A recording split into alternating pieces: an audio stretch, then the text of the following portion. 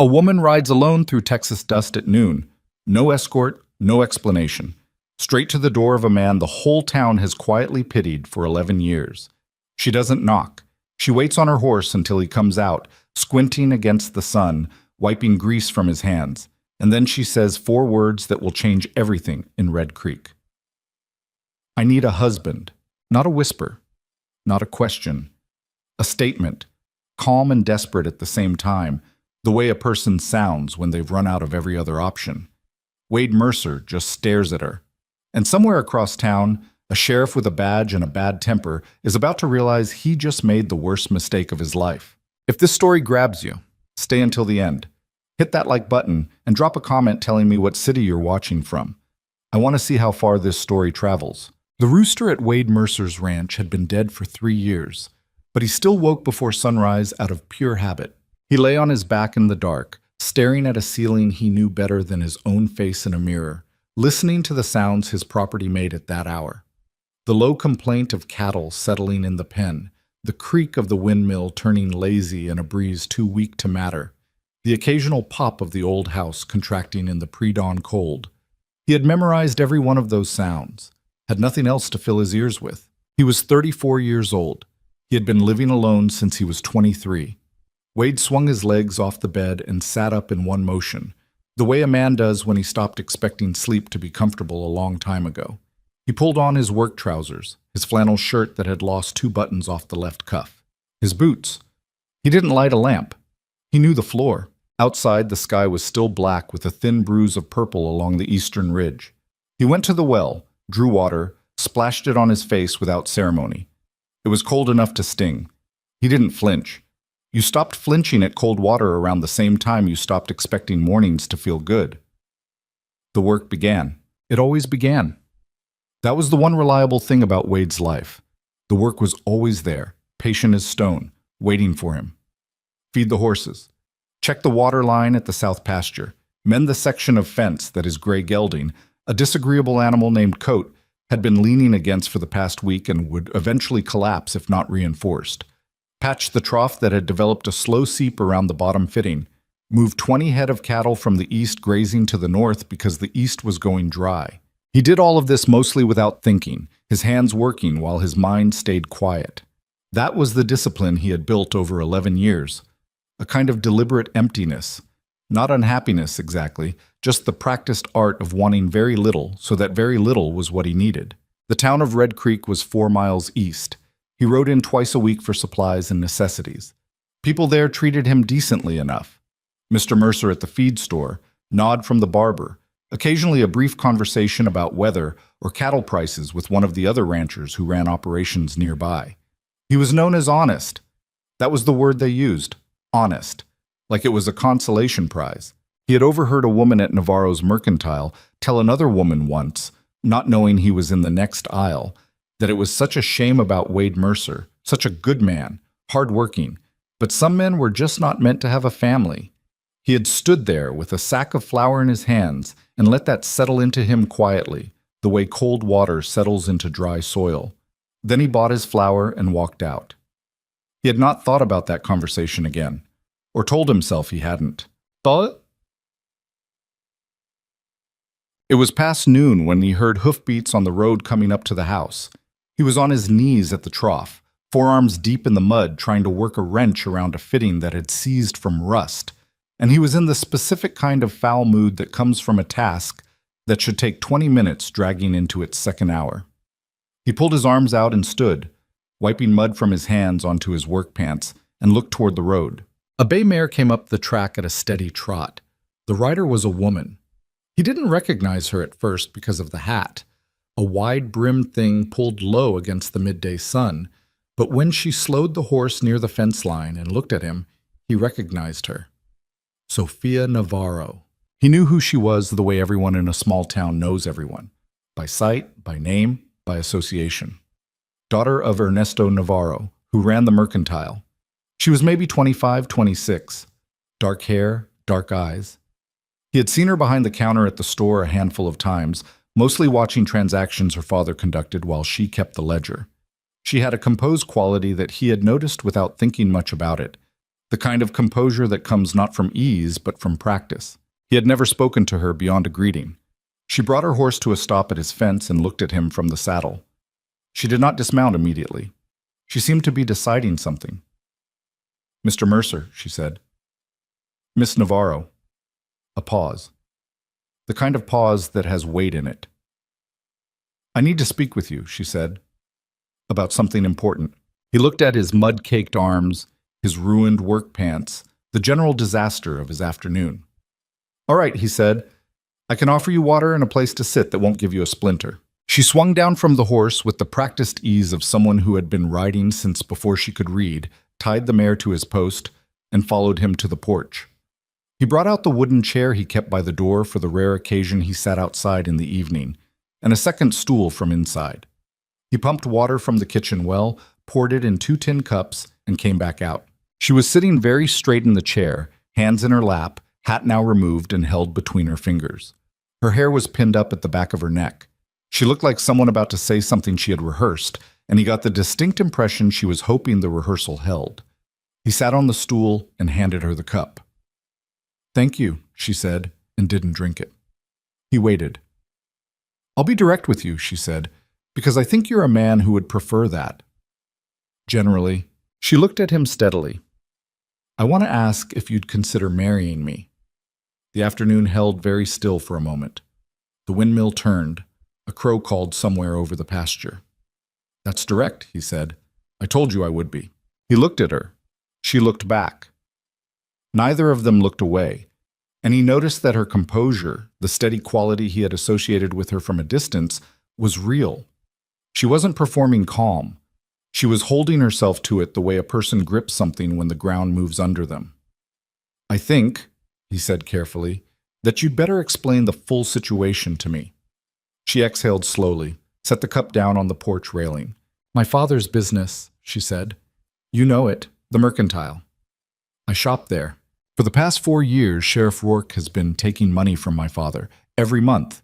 He says it's a fee, for protection, for being allowed to operate." Her jaw tightened on that last word. "My father has paid it because he built that business over 20 years and he is afraid. Because Rourke has shut down other businesses in this county when their owners didn't cooperate. Because 2 men who refused him ended up with their places burned or their licenses pulled on invented violations." Wade was quiet. None of this was exactly news to him. Not the specific details, but the general shape of it. He had sensed something wrong about Calvin Rourke since the man was appointed sheriff 3 years back. There was a quality to how Rourke moved through town, a certain proprietary ease, like a man who knew exactly which doors he could open and which people he could lean on. Wade had filed it away in that careful, observant part of himself that he mostly kept to himself. "Go on," he said. "2 months ago Rourke came to the store," Sophia said. "My father wasn't there. I was minding the counter." She stopped, adjusted her grip on her hat. "He wasn't there for money that time." The way she said it made the temperature drop a few degrees. "He was there for me." She said it without decoration, without drama, just as a plain fact, and somehow that made it worse. Wade watched her face and saw the very precise effort she was making to maintain that composure, and he felt something shift in his chest. Not pity exactly, because she was not asking for pity, but a kind of clear-eyed anger that settled into his bones and stayed. "He didn't," she said, then stopped, started again. "He didn't do anything. I was not alone, but he made it clear." She looked at her hands. "He said a woman like me shouldn't have to work in a shop. Said he could make my life very comfortable.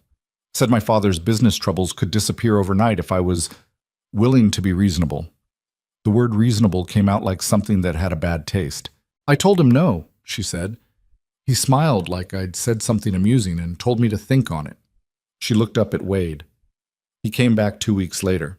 My father was there that time. Rourke behaved perfectly, courteous.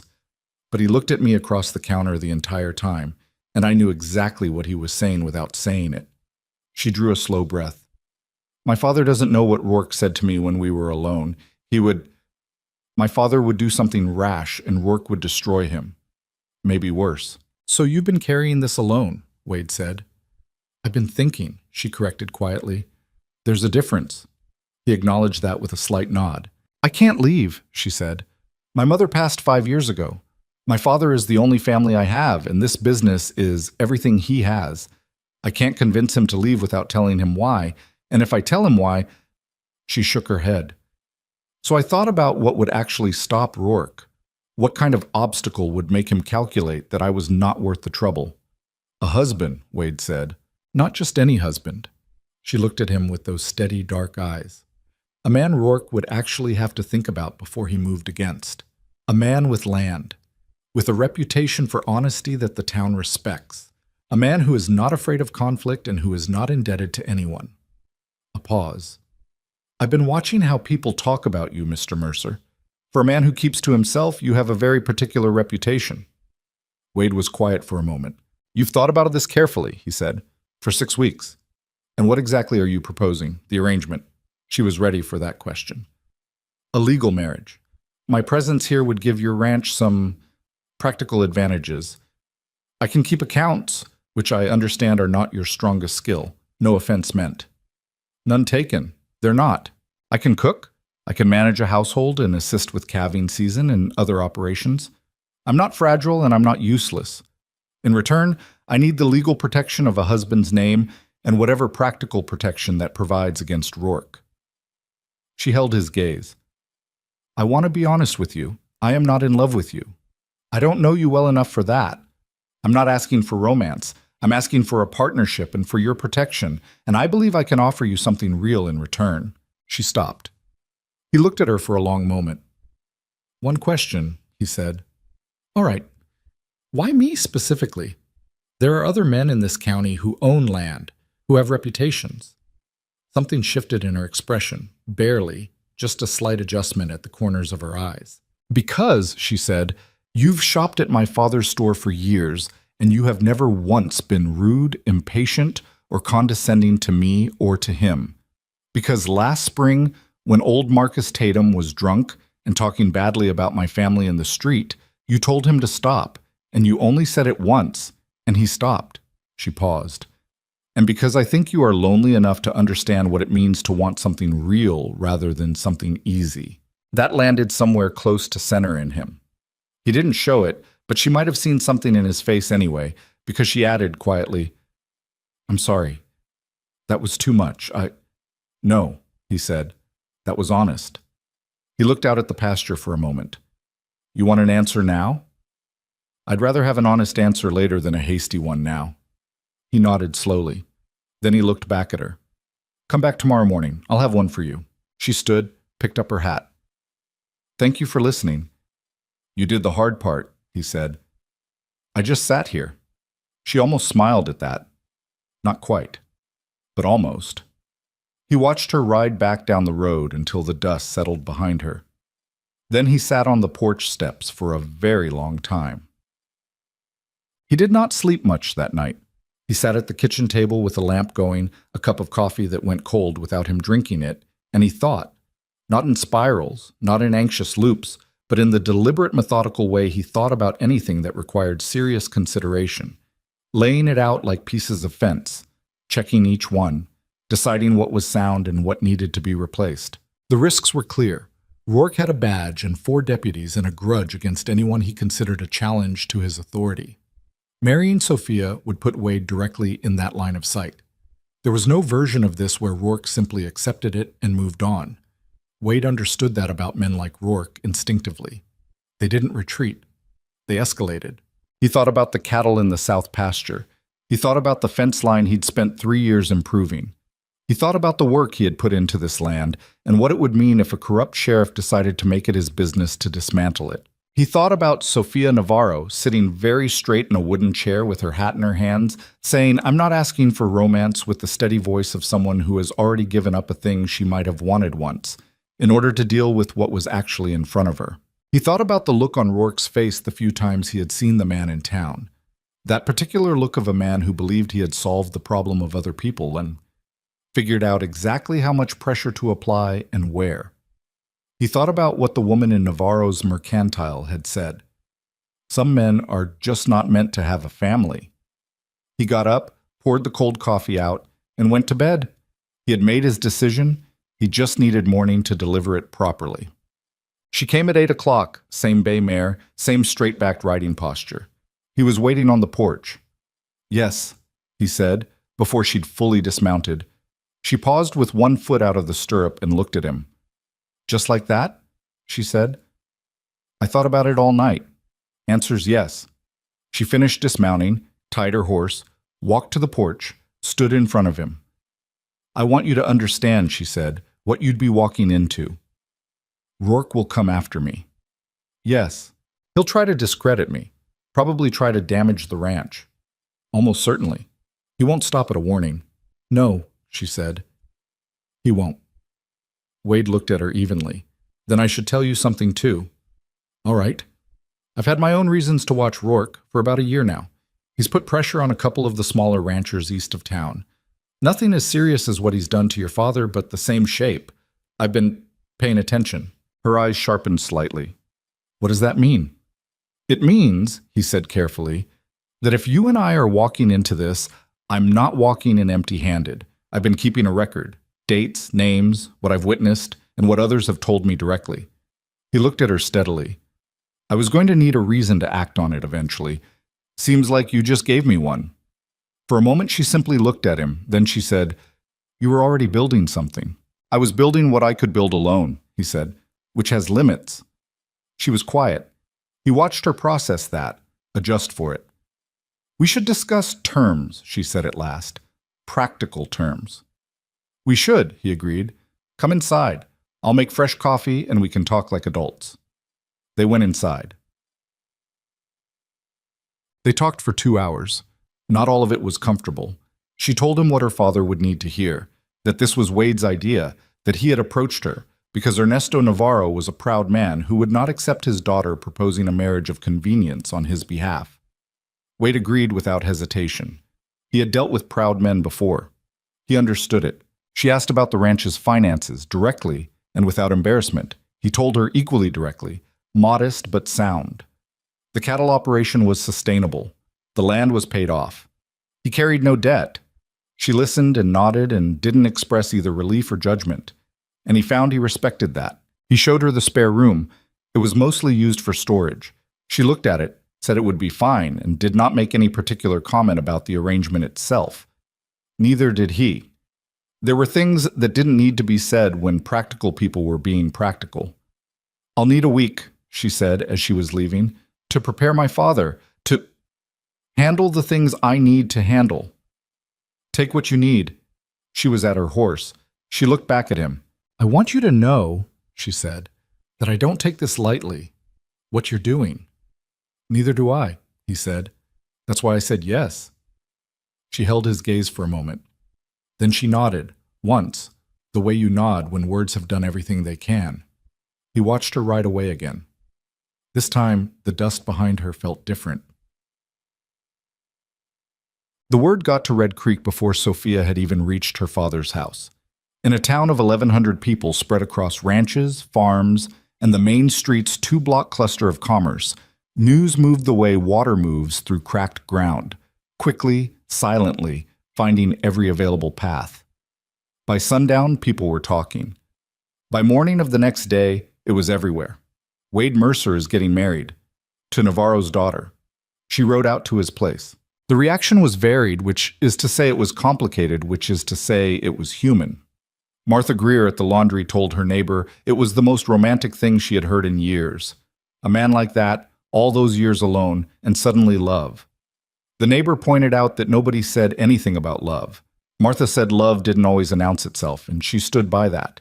Thomas Aldridge, who ran the second largest cattle operation in the county and had occasionally had conversations with Wade about grazing rights and water access, heard the news and felt something that surprised him, an uncomfortable admixture of gladness and envy. He had always thought well of Wade Mercer. He told his wife the man deserved some happiness. Benny Polk, who worked mornings at the feed store and spent his evenings drinking at the Red Creek Saloon and was constitutionally unable to let any piece of information pass through him without an editorial, told anyone who'd listened that he didn't understand it. Sophia Navarro was a beautiful woman. She could have anyone. Why some dried-up loner rancher? His opinion was received with the usual weight given to Benny Polk's opinions, which was very little.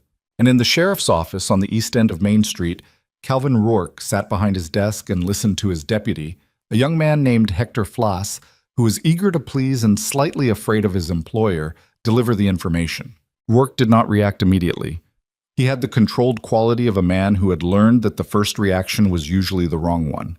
He sat with his fingers laced on the desk in front of him and looked at a point somewhere past Hector's shoulder and thought. "Mercer," he said. "Yes, sir." "Wade Mercer." Out on the old Prescott Road. Rourke knew who Wade Mercer was. He made it his business to know everyone in his county with any standing. Land, money, reputation, any one of those three. Mercer had all three in modest measure. More relevantly, he had a reputation for a quality Rourke found deeply irritating in other men. He was not afraid, not loudly brave, not the performing type of courageous, just not afraid. Rourke had seen it in the man's eyes the handful of times they'd spoken. That level gaze, that deliberate calm. It was the look of a man who had done the math on his own life and decided he could afford to be honest. Men like that were a problem. They didn't respond to the usual pressures. "When?" Rourke asked. "Don't know exactly when the wedding is, sir, just that it's set." Rourke nodded slowly. "All right," he said. "That's all, Hector." Hector left. Rourke sat alone in his office, and for the first time in perhaps 2 years, he felt the faint and unpleasant sensation of something slipping beyond his control. Sofia Navarro had been a project of patience. He had not rushed it, had not pushed too hard too fast, because he understood women like her, proud, composed, family loyal. You didn't grab that kind of woman. You made yourself inevitable. You applied pressure to the edges of her life until the center couldn't hold. He had been applying that pressure carefully. The monthly payments from Ernesto. The suggestion made directly to Sofia. The waiting game.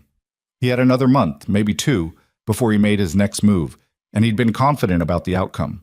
And then some lonesome rancher in a flannel shirt that was missing buttons had said yes to a proposal he hadn't even been there to witness. Rourke straightened his badge with one finger. He was not a man who lost things he had decided were his. He was not going to start now. Ernesto Navarro sat in the back of his mercantile with a cup of tea going cold in front of him and looked at his daughter for a long time after she finished telling him. He was 61 years old. A compact, precise man who kept his workspace in meticulous order and who had survived 2 drought years, 1 flood season, his wife's death, and 4 years of Calvin Rourke's so-called protection fees. He did not have Wade Mercer's stillness. He had the opposite quality, a kind of barely contained agitation that he managed through tidiness, through routine, through the careful arrangement of things he could control. He looked at his daughter. "Wade Mercer," he said. "Yes, Papa." "He came to you." She had agreed with Wade that this would be the story, that he had come to her. She held his gaze and said, "Yes, he came to the store while you were at the Halverson supply run." Ernesto was quiet for a moment. She could see him working through it. "You don't know this man," he said. "I know his reputation. I know how he conducts himself, and I've spoken with him." She kept her voice level. "I think he's a good man." Her father looked at his tea. "A woman your age shouldn't have to settle for a rancher who—" "I'm not settling," she said, with just enough firmness to stop the sentence. "I'm choosing. There's a difference." He looked up at her. "Do you want this?" he asked.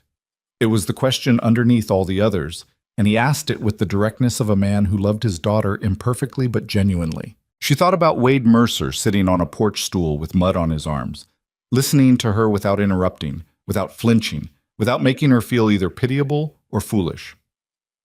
"Yes," she said. Her father was quiet for another long moment. "He's honest," he said at last, less as a question than as a man going through what he knew. "People say so. He's never given me any trouble. Pays what he owes." Ernesto picked up his tea, found it cold, set it back down. "He comes in twice a week. Always says please and thank you." He paused. "Your mother would have opinions about whether that's enough. Mama would have talked to him for 30 minutes and known everything she needed to know." Her father's face did something complicated. He looked at his hands. "When?" he asked. "We haven't set the date yet. Soon. He nodded slowly. Then, after a moment, he pushed himself up from his chair and crossed the small distance and put his arms around her. She leaned into it the way she had been leaning into his hugs since she was 4 years old, imperfect, slightly awkward, entirely real. "You tell him," he said quietly, his chin on her hair, "that her father expects him to take care of her." "I'll tell him." "You tell him I'll be watching." "I'll tell him that too." Wade spent the following week working. This was not unusual, but the quality of the work was different. He was doing it with something forward-facing in him now, something that had been dormant long enough that he didn't quite recognize it at first.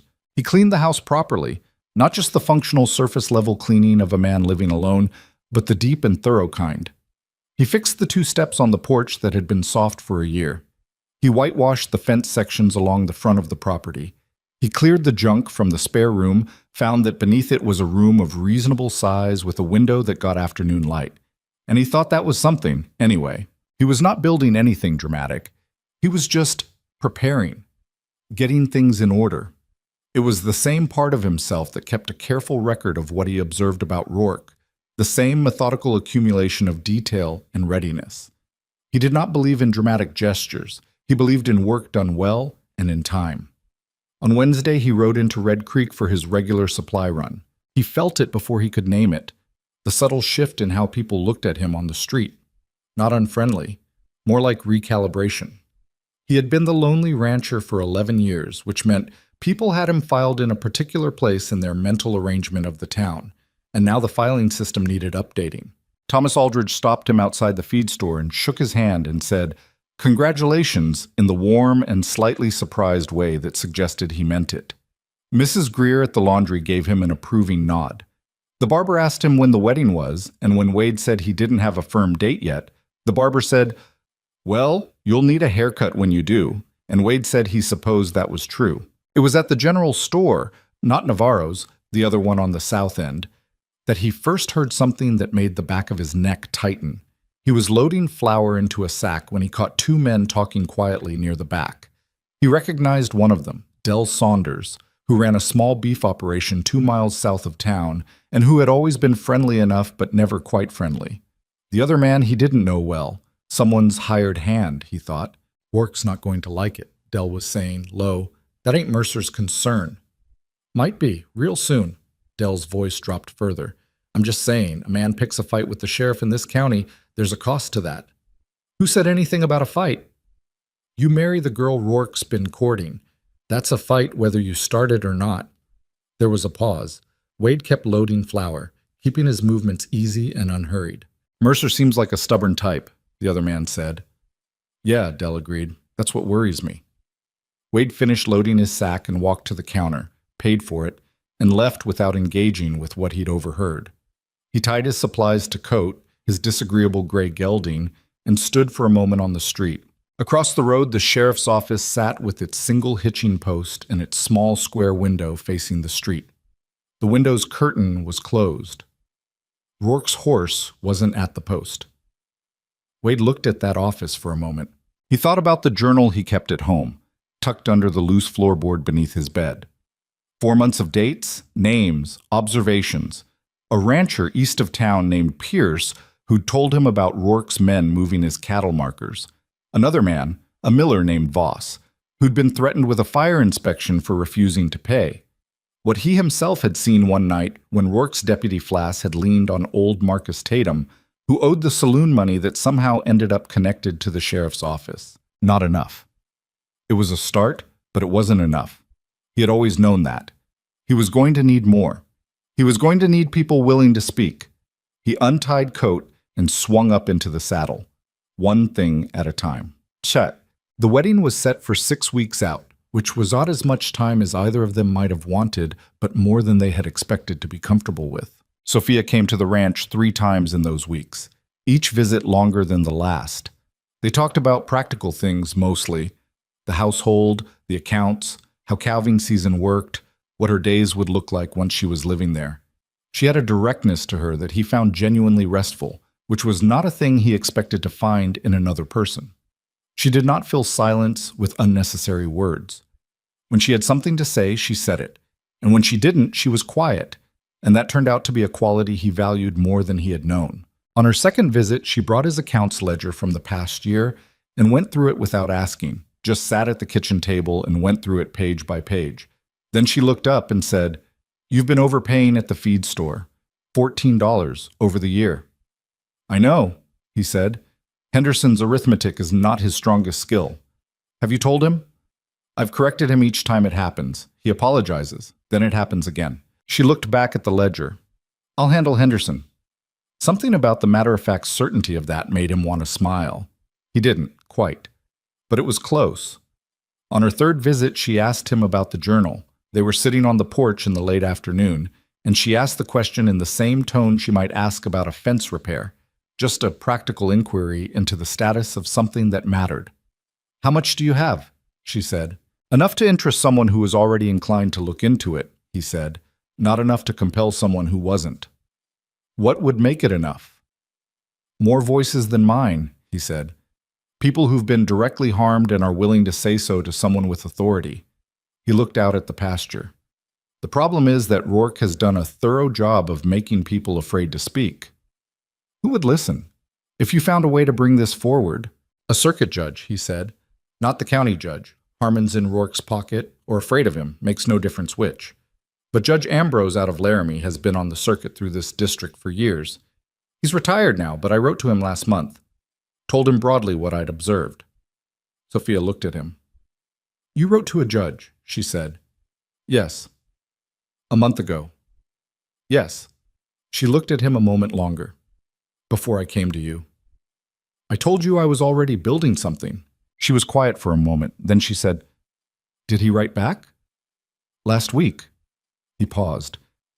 "He's interested. He said if I could provide specifics and if other parties were willing to speak, he would make himself available." She absorbed this slowly. "So we need witnesses," she said. "We need people with enough courage and enough grievance," he said. "Which is the same thing, more or less." She looked out at the pasture, at the long, slow light of a Texas afternoon going golden over dry grass. "My father," she said, "has 4 years of payments he made to Rourke. He kept records because he keeps records of everything. Amounts, dates." She paused. "He thinks he kept them in case he needed to protect himself. He doesn't know yet that they might protect all of us." Wade looked at her. "Has he agreed to that?" "He doesn't know I'm asking yet." She met his gaze. "I'll talk to him." He nodded slowly. "There's a risk," he said. "Once Rourke understands what's happening, he'll move against you," she said. "Against us." "Yes." "Then we need to move first," she said. "Or at least be ready when he does." The sun was getting low. The windmill threw a long shadow across the yard. Wade thought about 11 years of mornings starting before light. 11 years of work done without anyone watching. 11 years of building something solid and steady. And, "Sophia," he said. "Yes. I want you to know. This isn't only strategy for me. This—" He stopped, started again, more careful. "I want this to work. Not just the Rourke situation. I mean, the rest of it. I know you said it wasn't about romance, and I'm not saying it is. I'm just saying I'd like to actually know you as time goes on." She looked at him for a long moment. Her expression was not soft, exactly, but it was open in a way that it hadn't been on that first afternoon. "I'd like that too," she said quietly. Neither of them said anything else about it, but something settled between them, something that had been slightly unsettled before, and the porch, and the fading light, and the sound of the windmill all felt a little different after that. 6 days before the wedding, a rancher named Pierce rode out to Wade's place.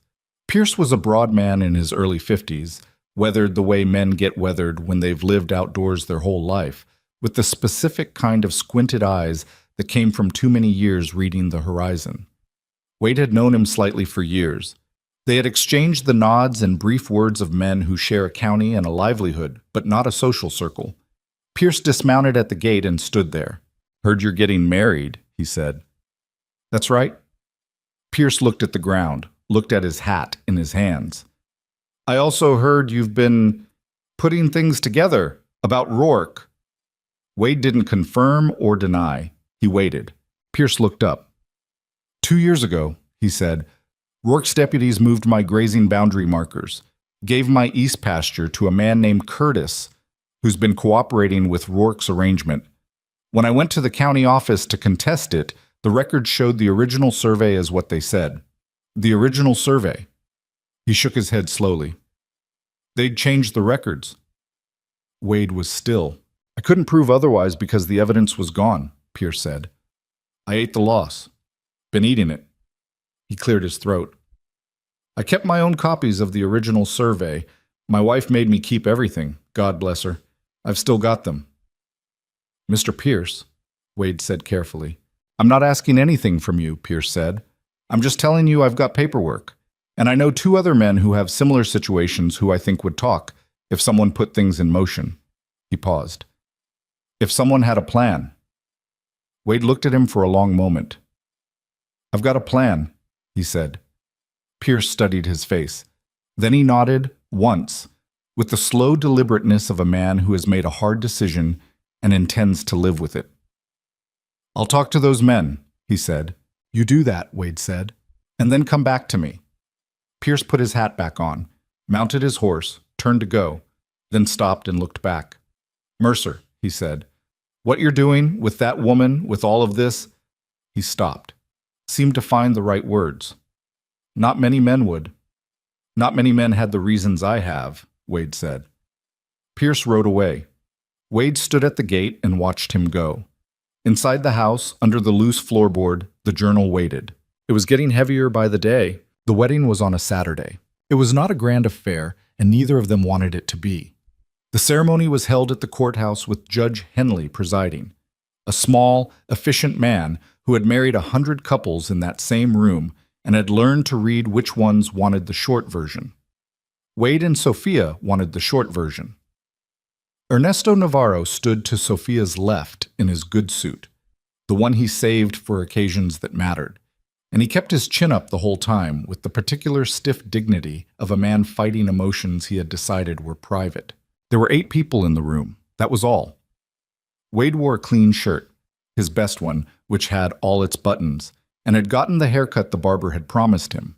He stood at the front of that small room and watched Sophia walk the 10 feet from the door to his side, and he thought she looked like a person who had made a decision and was walking into it with both eyes open. He respected that more than he could have explained. She wore a pale blue dress that he later learned had been her mother's, taken in at the waist. When the judge asked Wade if he took this woman, Wade said, I do, in the same plain voice he used to answer most questions. And Sophia said the same, and then it was done, and they were married, and the 8 people in the room clapped, and Ernesto Navarro pressed his lips together and looked at the ceiling for a moment. Afterward, on the steps of the courthouse, Ernesto pulled Wade aside. He was not a tall man, but he had a way of standing that made him seem larger than he was. You understand, Ernesto said quietly, in the direct way of a man who didn't believe in elaborate speeches, that she is not easy to know. She holds things close. I've noticed, Wade said. Her mother was the same. It is not coldness. It is... Ernesto searched for the word. She protects what matters. You will have to earn the inside of it. I understand. Ernesto studied him for a moment with dark eyes that had seen a good deal of life. Good, he said. And that was it. He shook Wade's hand once, firmly, and went back to his daughter. They drove back to the ranch in Wade's wagon with Sophia's 2 trunks loaded in the back. It was mid-afternoon. The road was dry. Neither of them said much. There was a quality to the silence that wasn't uncomfortable exactly, more like 2 people who had agreed on a direction and were simply in the process of moving. The spare room is yours, he said at one point. I know, she said. Another stretch of quiet. I moved the storage to the barn, he said, got rid of what wasn't worth keeping. I saw, on my last visit, he nodded. She looked at the road ahead. When they pulled up to the ranch, she got down from the wagon before he could offer a hand, not rudely, just efficiently, the way she did most things. And she stood in the yard and looked at the property for a moment. The whitewashed fence, the patched porch steps, the windmill turning in a moderate afternoon breeze. It's a good piece of land, she said. I've tried to treat it that way. She picked up one of her trunks herself. He took the other, and they carried them inside, and the ranch that had belonged to one person for 11 years began, in the most quiet and mundane way possible, to belong to two. That night he heard her moving around in the spare room for a while before it went quiet. He lay in his own room and looked at the ceiling in the dark, and felt the strangeness of hearing another person's sounds in the house. Not unpleasant, just strange, like a word in a language you're only beginning to learn. He was asleep before he could think much more about it. The next morning she was up before he was. He came out of his room to find coffee already made and a pan of eggs on the stove that were not burned but were, he would say diplomatically, enthusiastically cooked. She was sitting at the table with his accounts ledger open and a piece of paper beside it where she had been making notes. She looked up. "I found a second discrepancy," she said. "From Henderson 6 months ago, $4. He poured himself coffee, sat down, looked at her notes. "You were up early," he said. "I'm always up early." "So am I." "I know, I heard you." She looked back at the ledger. "I'll go see Henderson this week." "He's not a bad man," Wade said. "Just careless." "Careless with other people's money is bad enough," she said. Not harshly, just plainly. "Eat your eggs." He ate his eggs. It was, he would think later, the most ordinary morning he had spent in years. And ordinary, he was discovering, was something he had badly underestimated. The problem arrived on the 4th day. Wade came in from his morning work to find Sophia on the porch, standing very still, looking at something on the ground at the base of the steps. He came around to see what it was. A dead crow, laid deliberately, not fallen, wings spread flat, placed with intention. He stood there for a moment. "Someone came in the night," he said. "Yes." He looked at the road. No tracks he could distinguish from the usual traffic. He looked at the surrounding fence line, at the pasture. Nothing visibly disturbed. "It's a message," he said. "I know what it is," she said. Her voice was flat. He looked at her face. She was angry. Not frightened, angry. And he appreciated that about her. But he also saw beneath the anger something working hard not to become fear. "He's watching," she said. "He's always been watching," Wade said. "Now he wants us to know it." He picked up the crow with a rag and disposed of it. He did not make a great deal of it. He went back inside, washed his hands, and said to her, "Don't change anything you're doing." She looked at him. "He wants a reaction," Wade said. "He wants to see if you'll flinch, or if I will. If we change our behavior, he knows it worked. And if we don't? Then he has to escalate, and when he escalates, he makes mistakes." She considered that. "You've thought about this." "I've thought about men like him," he said, "for a while now." She was quiet for a moment, then, "All right." That was it. No more discussion. She sat back down at the kitchen table with the ledger, and he went back out to finish the fence work. The crow was the first thing. The second thing happened 8 days later.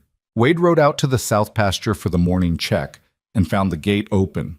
It was a solid gate, well hung, with a drop latch he had installed himself 2 years ago because the original latch had been inadequate. The drop latch was up. The gate was open, and 31 cattle were gone. He stood at that gate for a long time. He was not the kind of man who raged. He had learned at some early age, not from any particular lesson, just from the accumulation of life, that rage was expensive and usually bought you nothing worth having. He stood there and breathed and let the fact of it settle into him, and then he started thinking. He rode the perimeter, found tracks heading northeast, multiple horses, moving cattle by night. The trail went toward the Curtis property, which was the parcel that Curtis had acquired from Pierce's disputed boundary. Wade recognized the irony without finding it particularly amusing. He rode back to the house. 31 head, he told Sophia. She set down her coffee. Rourke? His people, I'd guess. He won't have been there himself. What do you do? I go to the sheriff's office, he said, and I report a theft. She looked at him steadily. You know he's behind it, and you're going to report it to him. I need a paper trail. I need his signature on a report, something that shows the date, the complaint, what he said in response. He looked at her. If this goes where I want it to go, that paper becomes evidence. Sophia held his gaze. He could see her working through it. He'll deny it, she said. Of course. He might arrest you. On what charge? He'll invent one. He might. Wade said, "which is why I'd like you to ride to your father's and stay there until I come back. If I'm not back by evening, send word to Pierce." She stood up. "I'm not going to my father's," she said. "Sophia, I'll stay here with the rifle. Someone should be on the property." She met his eyes. "I can shoot." He looked at her. "Can you?" he said, not doubting exactly, just confirming. "My father taught me when I was 12. I'm better than average." She said it without any particular pride, just as fact. "Go report your cattle. I'll be here." He went. The ride into Red Creek felt different than it usually did. He was aware of being looked at. Not obviously, not rudely, but in that particular small-town way where eyes find you without people turning their heads. Word had gotten around about the wedding, about the crow on the porch, about the open gate on the south pasture. In a town this size, information moved like weather. He tied coat to the post outside the sheriff's office and went in. Rourke was behind his desk. He was a large man, not fat, but broad, with the kind of physical presence that took up more space than the body itself. Something to do with how he sat, how he held himself, like a man who had decided very early that the world owed him room. He had a face that would have been ordinary if not for his eyes, which were a pale gray that had an uncomfortably assessing quality, always slightly narrowed, always calculating. He looked up when Wade came in. "Mercer," he said, in a voice that was pleasant the way a locked door is pleasant, technically inoffensive, offering nothing. "Sheriff?" Wade came to the desk and stood. He did not sit because he hadn't been invited to, and he wasn't going to ask. "I need to report a theft. 31 head of cattle, south pasture. Gate was opened in the night. Tracks heading northeast." Rourke leaned back in his chair. His expression was composed, professionally sympathetic. "That's a hard thing," he said. "Cattle theft. Happens more than people think out here. I'd like to file a report." "Of course." Rourke opened his desk drawer and produced a form with the practiced ease of a man who had done this many times. He dipped his pen. "Date of discovery?" "This morning, but it happened in the night. Sometime between midnight and 4, I'd estimate." "And you said the tracks went northeast?" "Toward the Curtis property." A pause. So small most people would have missed it. "Curtis," Rourke repeated, writing something. "I'll look into it." "I'd appreciate knowing what you find," Wade said. Rourke looked up from the form, those pale eyes resting on Wade's face with that measuring quality that probably made a lot of people uncomfortable. Wade held the look without difficulty. "You know," Rourke said, setting the pen down, "marriage is a big change for a man. New responsibilities. A wife." He let that sit for a moment. "How's the new Mrs. Mercer settling in?" "Fine," Wade said. "Good." Rourke smiled, a composed, careful smile. "Sophia's a fine woman. Her family's been part of this community a long time." The smile stayed where it was. "I'd hate to see anything disrupt that." "I'd hate that too," Wade said, in the same even tone. They looked at each other. It was the kind of conversation where everything that mattered was in the part that wasn't being said, and they both knew it, and they both knew the other knew it, and neither of them was going to change that by saying it plainly. Not yet. "I'll look into the cattle situation," Rourke said, and picked up his pen again. "I appreciate it," Wade said. He walked out.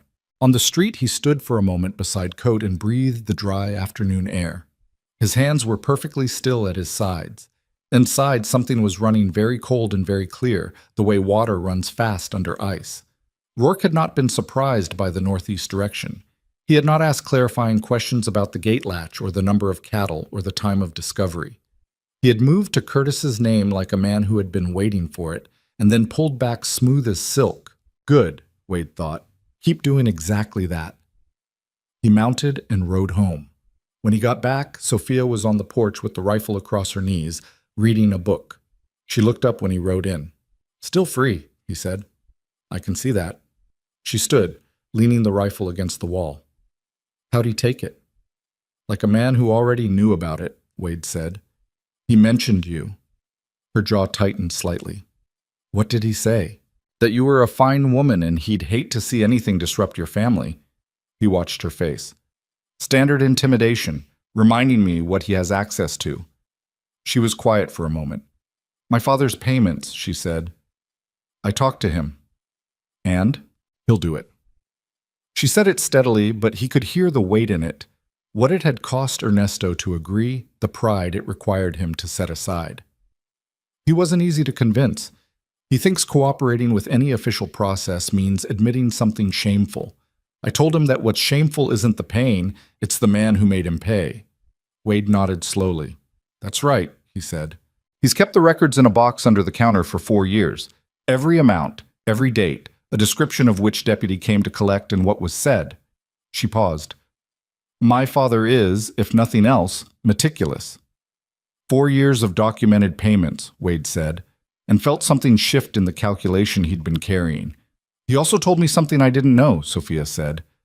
Samuel Voss, the miller on the North Road, he paid for 2 years and then stopped. Last spring. I know about Voss. You know Rourke threatened him with the fire inspection. I know that. Did you know, Sophia said, that the night after Voss refused, someone broke into his mill and damaged the main grindstone? He spent 3 weeks repairing it. He never reported it because he knew who it was, and he knew reporting it would only bring more, Wade said. Yes. He looked out at the pasture. The cattle that remained, the 23 he hadn't lost, were moving slowly toward the water trough in the late afternoon light. I need to talk to Voss, he said. I thought you might, Sophia said. I sent a message to him this morning. He'll come here on Thursday. Wade looked at her. You sent a message, he said. I didn't think you'd object. I don't. He looked at her for another moment. Thank you. She picked up her book. Don't thank me yet. He might say no. But Voss didn't say no. He came on Thursday, a lean, angular man with flour dust permanently embedded in the lines of his hands, and he sat at Wade's kitchen table with his hat in his lap and said, in a voice that seemed to have been waiting a long time to say something, that he was tired of being afraid. I'm not a brave man, Voss said. I want to be clear about that. I'm just tired. There's a point where being tired gets bigger than being afraid, and I think I've gotten there. That's all bravery usually is, Wade said, being tired enough to stop running. Voss looked at him. Then he looked at Sophia, who had made coffee and was sitting on the other side of the table, with the particular quality of attention she brought to everything, focused, unobtrusive, missing nothing. What do you need from me? Voss asked. Your account of what happened, Wade said. Written and signed. Dates, descriptions of the damage, what was said to you beforehand, what you understood the threat to be. He paused, and a willingness to say it in person, if it comes to that. In person to who? A judge, Wade said. Not Harmon. Then who? A man named Ambrose. He was circuit judge through this district for 15 years. He knows this county. He knows what's in it. Wade kept his voice level. He's retired, but he's not dead, and he responded to my letter. Voss sat with that for a moment. If Rourke finds out I'm cooperating, he'll find out eventually, Wade said. I'm not going to tell you otherwise. I'm not going to make this sound safer than it is. He appreciated Wade's honesty, or at least that was how it looked on his face. A man who had been lied to or handled carefully too many times and found plain truth, even hard truth, something like a relief. All right, Voss said. I'll write it down. I'll come to wherever you need me. After Voss left, Pierce came by the following evening with the 2 additional men he had mentioned. A farmer named Holland who had lost his water rights in a disputed county ruling 18 months ago, and a rancher named Dietz who had been paying Rourke's informal tax for 3 years. Both of them sat in Wade's parlor, and both of them had the same quality Voss had. The quality of men who had been carrying something heavy for a long time and were finally looking for somewhere to set it down. Wade sat with them for 2 hours. He listened more than he talked. He wrote down what they told him, and he was careful and specific and patient. And when they left, his journal had 23 new pages. 11 days after the wedding, someone burned the section of fence along Wade's north pasture line. They did it at night.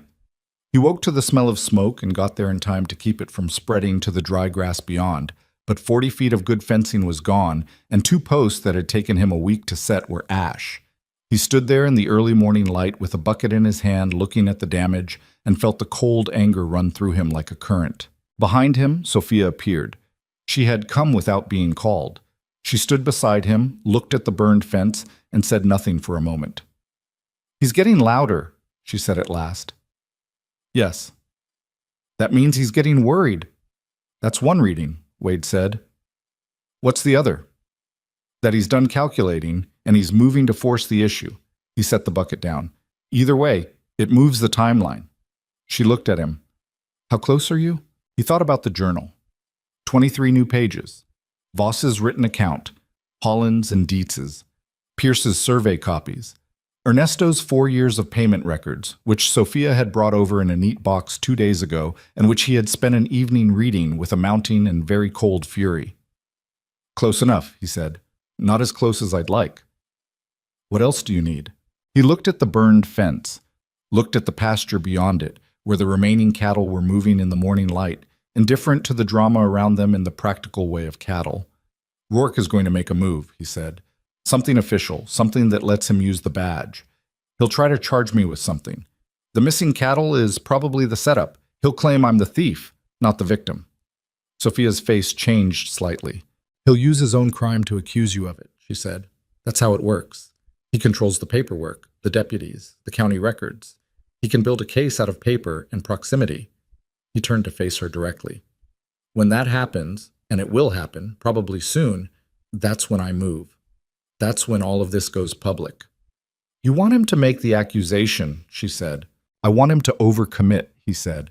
I want him in front of the town with his accusation and his evidence and his authority, and then I want to pull out the floor from under him. She was quiet for a long moment. That's a very narrow window, she said. I know. If something goes wrong, things will go wrong, he said simply. Something always does. The question is whether we've built something solid enough that the things going wrong don't bring down what matters. She looked at him. In the early morning light, with smoke still drifting off the burned fence line and the day's work not yet started, she looked at him the way you look at someone when you are deciding how much to trust them. Not whether, how much. Write to Ambrose again, she said. Tell him we need him here sooner than we planned. I was going to. Tell him it needs to be soon, she said, and tell him to come quietly. She turned and walked back toward the house to start breakfast. He watched her go, this woman who 3 weeks ago had been a familiar stranger and was now, in all the ways that practically mattered, his partner in something that could go very badly wrong. He looked back at the burned fence. He thought about what needed doing, and he began making a list in his head, the way he always made his lists, methodically, without panic, starting with the most urgent and working down. Rebuild the fence. Ride to Pierce and tell him to keep his men alert at night. Write to Ambrose. Check the south pasture gate before dark every evening. Find a way to warn Voss and Holland and Dietz without making them more afraid than they already were. And wait, because Rourke was going to come, and the only advantage Wade had was that he had been building quietly for a long time, and Rourke did not know how much he had built. He picked up the bucket and went to get the tools. The fence wasn't going to rebuild itself, and the work, as it always did, was waiting. Ambrose wrote back in 9 days. Wade read the letter twice at the kitchen table, then handed it to Sophia without comment. She read it standing up, the way she read most things, and when she was done, she set it on the table and looked at him. He's coming, she said, 3 weeks from Thursday. That's cutting it close. It's what we have. Wade folded the letter and put it in the inside pocket of his work jacket, where he kept the things that mattered. He said he'd arrive quietly, said he knows people in the county he trusts to arrange lodging that won't draw attention. Does he understand what he's walking into? I told him enough. Wade picked up his coffee. He's a careful man. He'll understand more when he gets here. Sophia was quiet for a moment, looking at the window.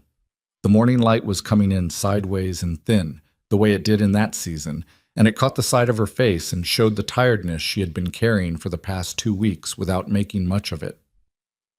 Rourke hasn't moved yet, she said. No. That worries me more than when he was burning fences. He's building something, Wade said. When men like him go quiet, it's not because they've given up. It's because they're arranging. He was right, and he knew he was right, and the knowing of it sat in his chest like a stone he carried around and tried not to think about too directly. Rourke had gone quiet 9 days ago. No more dead birds, no burned property, no deputies making slow passes on the road near the ranch. That silence had a texture to it, a held breath quality. 2 days after the letter from Ambrose, Hector Flass came to the ranch. Wade saw him coming from the pasture, the deputy's gray horse distinctive at a distance, that particular lazy, loping trot Flass always rode at, like a man who was in no hurry because the badge gave him all the time he needed. Wade came in from the east fence and met him at the gate. Flass was 26, maybe 27. Not a bad young man fundamentally, Wade had always thought. Just weak in the specific way that made weak men dangerous, which was that he had attached himself to someone strong and borrowed that strength without examining what it cost. He had a round, youngish face that tried to look harder than it was. "Mr. Mercer," he said from the saddle. "Deputy, Sheriff asked me to bring you something." He reached into his jacket and produced a folded paper. "Official notice." Wade took it, unfolded it, read it once, slowly. It was a notice of investigation. Wade Mercer was hereby informed that the Red Creek County Sheriff's Office was conducting an investigation into suspected cattle theft in the county, and that Wade Mercer's property and records might be subject to inspection in connection with that investigation. He read it a second time. "He's accusing me," Wade said. "Flat, not a question." "It's just a notice of investigation," Flass said with the slightly rehearsed quality of someone repeating what they'd been told to say. "Doesn't mean any charges, just means you're part of the inquiry." "Into cattle theft?" "Yes, sir. My cattle were stolen." "That's..." "The sheriff is looking into all aspects of the situation." Wade looked up from the paper at Flass. The young deputy met his gaze for about 3 seconds before finding something interesting to look at somewhere past Wade's left shoulder. "Hector," Wade said. "Sir?" "How long have you been working for Rourke?" A pause. "Going on 2 years. You grow up around here?" "Millfield, about 40 miles north." "Your family's still there?" Flass looked slightly confused by the direction. "My mother and my younger brother, yes." "Good people?" "Yes, sir.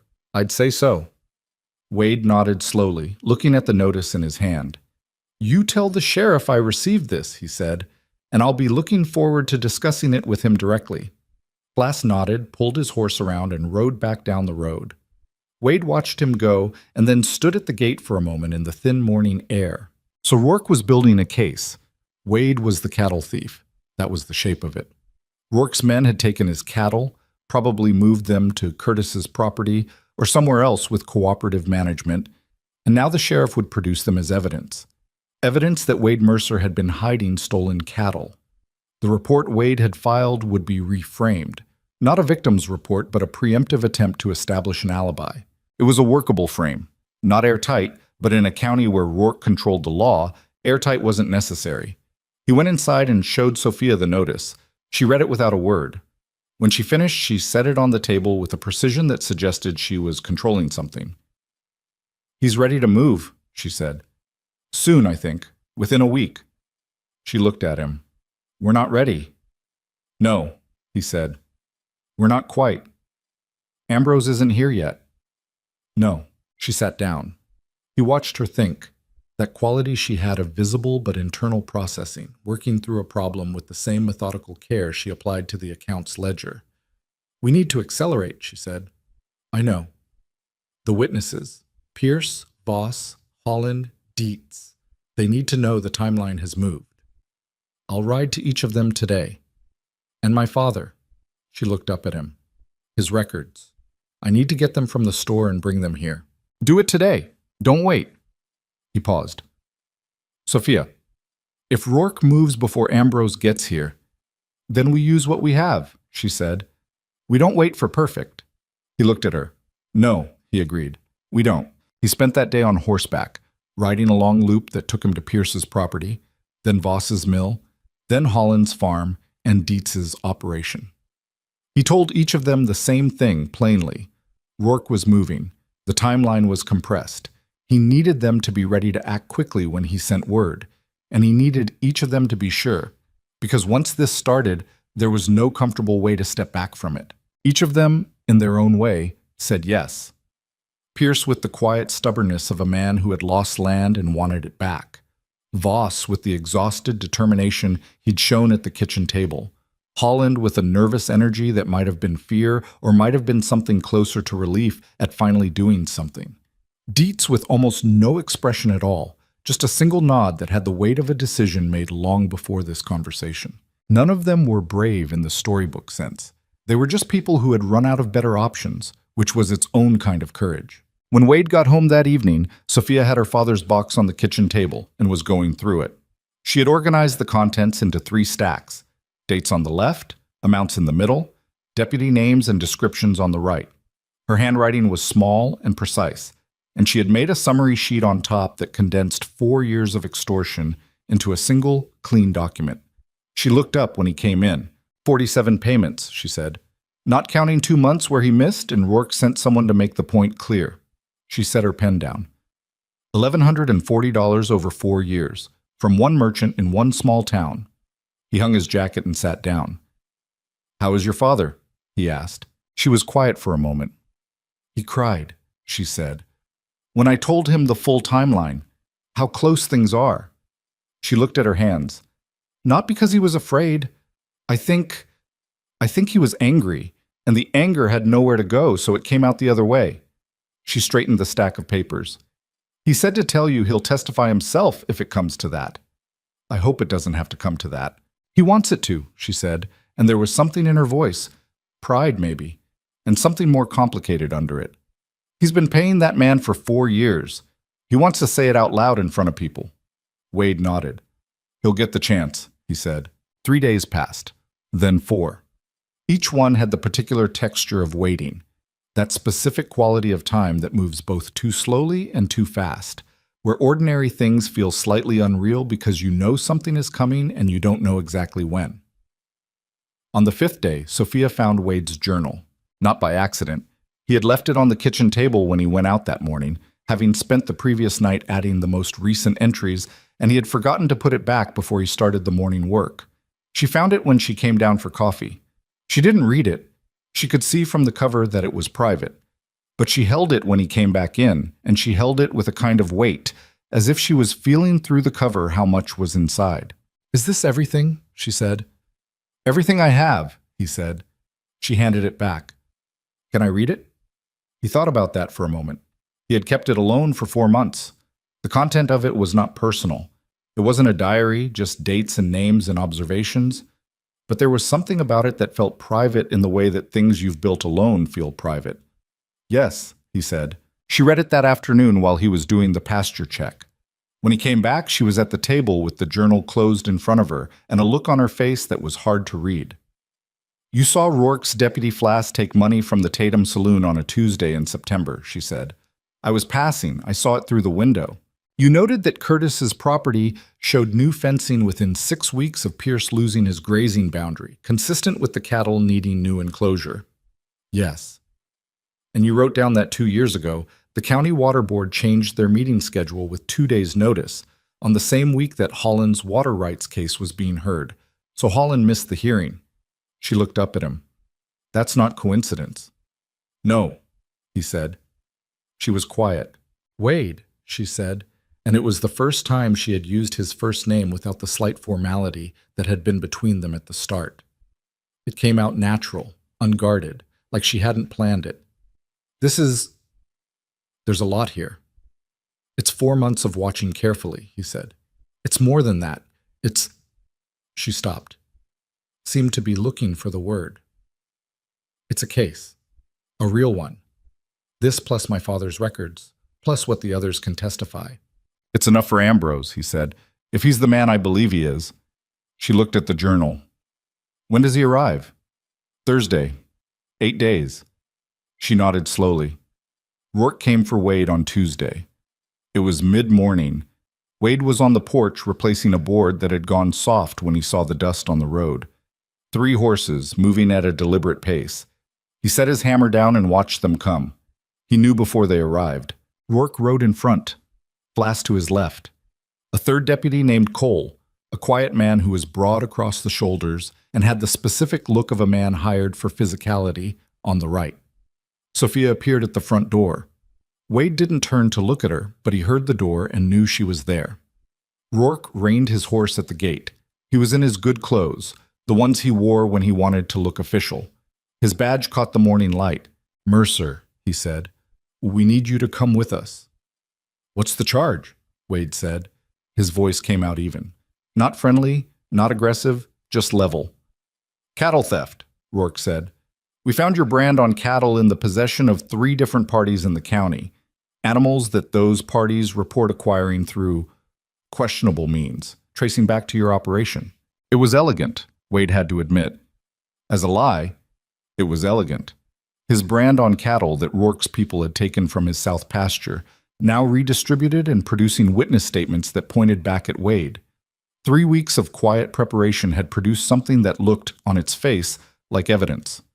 That's not what happened, Wade said. I'm not asking what happened. I'm telling you you're under investigation and you need to come in. Under arrest? Rourke's jaw tightened slightly. Under investigation. I'm asking you to come voluntarily. And if I don't? Then I ask less politely. From the doorway, Sophia said, clearly and calmly, He'll come. Give us 5 minutes. Rourke looked at her. Something moved in his face.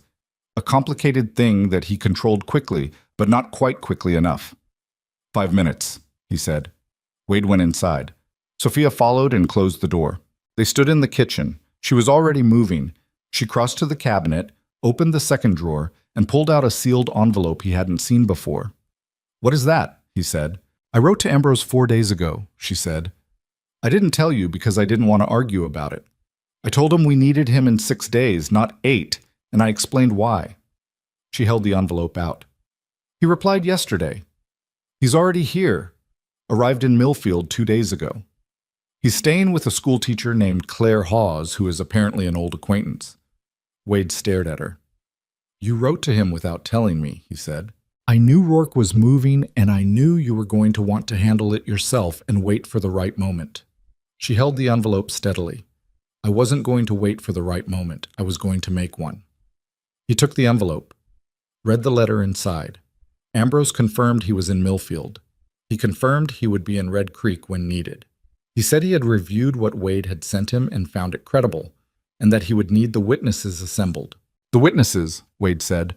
I sent word to Pierce this morning, Sophia said. He's contacting the others. Sophia, Wade. She met his eyes directly. You built the foundation. I'm not dismissing that. But you were going to let Rourke take you into that office and put you behind bars while you waited for the perfect timing, and there is no perfect timing. She paused. Go with them. Don't resist. Let him make the arrest official. That's the paperwork we need, his official accusation, because that's what Ambrose needs to overturn. He looked at her for a long moment. You thought this through, he said, while you were doing the pasture check yesterday. He exhaled slowly. What do you need from me? He said. Tell me where the journal is. Under the loose board, bedroom, southeast corner. She nodded. And the primary copies of everything? Same place, wrapped in oilcloth. She looked at him steadily. I'll get them to Ambrose. Pierce will bring the others. You get Rourke to make it official and documented, and you stay steady in there. How long? He said. 1 day, she said. Maybe 2.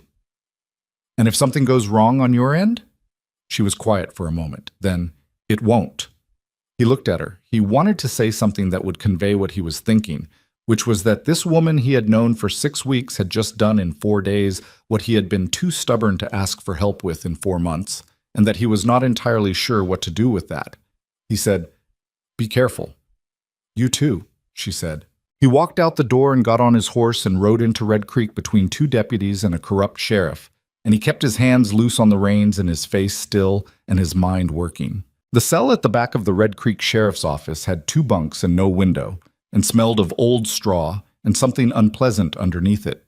Rourke had him processed with the careful efficiency of a man who understood the value of paperwork, the charge written, witnessed, dated, filed.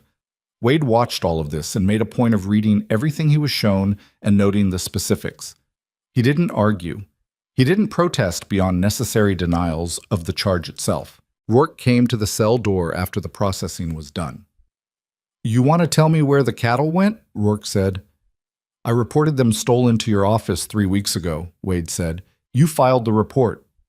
I filed a report that you made. Doesn't mean I believe it. I understand. Rourke stood at the door with his hands in his pockets, studying Wade with those pale eyes. He seemed vaguely unsatisfied by Wade's composure, the way a man is unsatisfied when he lands a punch and the other person doesn't go down. "Your wife's going to have a hard time managing that ranch on her own," Rourke said. "My wife," Wade said, "is capable of managing considerably more than that." Rourke's expression shifted slightly. Not much, but enough for Wade to know that Sophia's capability was something Rourke had perhaps miscalculated. "I'll get you out of here in a day or two," Rourke said. "Once the investigation's run its course, things should become clear." "I imagine they will," Wade said. Rourke left. Wade sat on the thin bunk in the small cell and breathed the stale air and told himself to be patient. Patience was something he had in quantity. 11 years of it, at least. He sat with his back against the wall and kept his mind steady and thought about what Sophia was doing at this moment, who she was talking to, what she was moving. He thought about Ambrose and Millfield, already here, already waiting.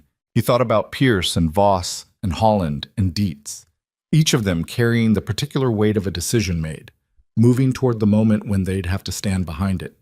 He thought about Ernesto Navarro's box, 47 payments in precise handwriting, 4 years of a proud man's humiliation converted into something that might, if they were careful and fortunate and reasonably smart about it, mean something. Flask came by at noon with a plate of food. He set it on the floor in front of the cell door and didn't quite meet Wade's eyes. "Hector," Wade said. The deputy looked up. "That thing you're helping him build," Wade said quietly. "The case he's putting together against me. You know it isn't true." Flask said nothing. "You know where those cattle actually came from. You know the fence on my north pasture didn't burn itself." He paused. "I'm not asking you to do anything. I'm just saying you know." Flask picked up his hat, which he'd been turning in his hands. "I just work here," he said. "So did every man who ever looked the other way for someone bad," Wade said, without heat. "That's usually how it works." Flask left without another word. Wade ate the food, which was bad, but not inedible, and went back to waiting. It was late afternoon when he heard it, the sound of voices outside, more than would normally cluster near the jail, a kind of building murmur, the low atmospheric pressure of something gathering. He stood on the bunk and looked through the single gap in the wall near the ceiling, not a window, just an air gap, and through it he could see a sliver of the street. People were congregating near the center of town. He could see backs, hat brims, the slow accumulation of a crowd. Something was happening. His jaw tightened. In the front of the office, he heard Rourke's chair scrape back, heard him say something sharp to Flask, heard the front door open. Wade got down from the bunk and sat. He had built what he could build. He had done what he could do. The rest of it was in other people's hands now, which was not a thing that came naturally to a man who had been doing everything alone for 11 years. He felt the urge to pace and resisted it. He sat with his hands on his knees and breathed and listened to the sounds of the town building towards something outside these walls. Sophia had said one day, maybe two. He looked at the ceiling of the cell, looked at the single gap of light. He could wait. The murmur outside built slowly, the way weather builds. Not all at once, but in accumulation, pressure finding pressure until the thing had weight. Wade heard it from the cell. He couldn't see much through the air gap, just that sliver of street and hat brims and the sense of bodies gathering, but he could hear the tone of it changing. It had started as a low curiosity, people drawn towards something without quite knowing what, and it was becoming something else, more deliberate, more charged. He heard Rourke cross the front office in 3 long strides, heard him say to Flask sharply, "What in hell is going on out there?" It wasn't a question. Flask said something too low to make out. Then the front door opened and closed, and Wade was alone in the back of the office with the sound of the town filtering through the wall. What was going on out there had started approximately 4 hours earlier, in the back room of Navarro's Mercantile. Sophia had gone straight from the ranch to her father's store after Rourke took Wade away. She had moved fast and without wasted motion, pulled the oilcloth package from under the bedroom floorboard exactly where Wade said it would be, taken the journal, taken the summary documents she had prepared from Ernesto's payment records, and ridden hard into Red Creek. She arrived at the Mercantile before noon and went in through the back. Ernesto was behind the counter when she came in. He took one look at her face. "He took him," Ernesto said. "This morning, 3 of them." Her father's expression did something she had not seen on it in years, a particular compression of the jaw, a stillness that was not calm but was the thing just before action. He untied his apron. "What do you need?" he said. "I need the wagon, and I need you to send the Halverson boy to get Pierce." "Already?" "Already." Ernesto was moving before she finished the sentence. Sophia sent 3 messages in the next 2 hours, one to Pierce via the Halverson boy, one to Samuel Voss at the mill via a rider she hired for 50 cents, and one to a woman named Claire Hawes in Millfield that said only, "He is in custody. Today, if possible. SM." Then she sat in the back room of her father's store and organized everything one more time, laying it out on the work table with the same systematic precision she brought to the accounts. The journal went first, Wade's 4 months of dated observations, each entry in his plain, unhurried handwriting. Then Ernesto's payment records, her summary sheet on top.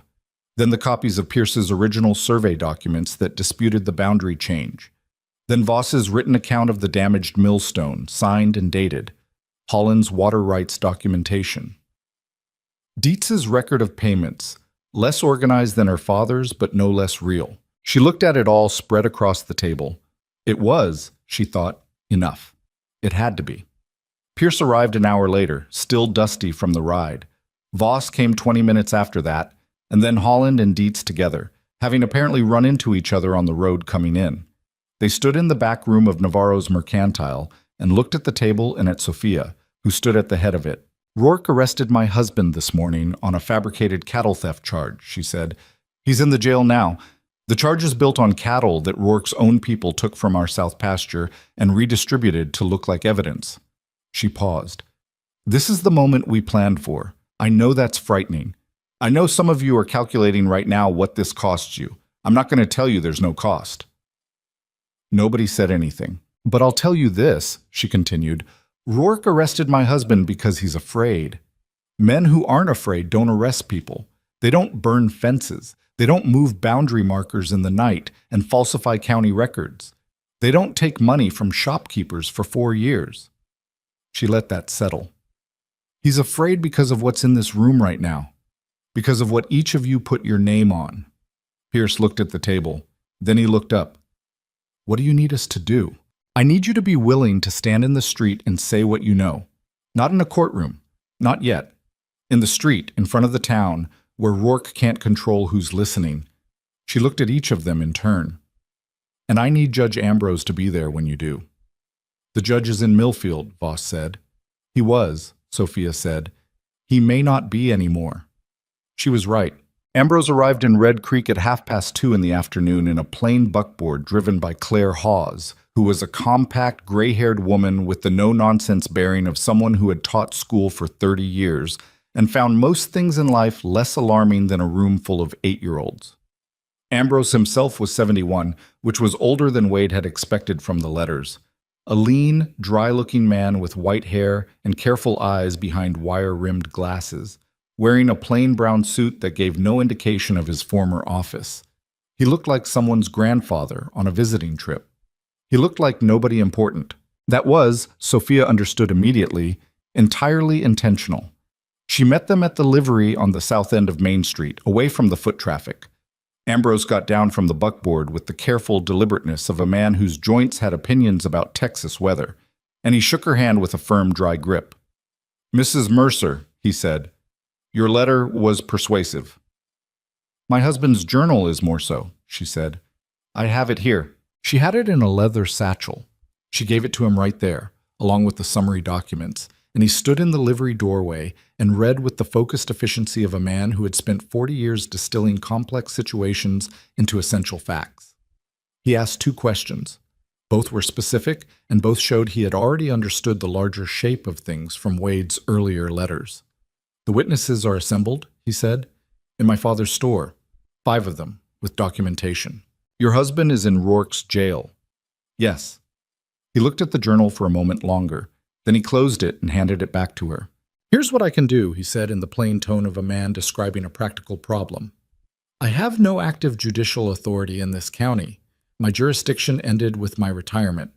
What I have is standing, personal standing, professional reputation, and the ability to compel attention from people who still serve in an active capacity. He looked at her steadily. What I can do today is be present as a witness of credibility while the facts are presented publicly. What happens after that? The formal proceedings, the arrest, the official record that requires someone with current authority.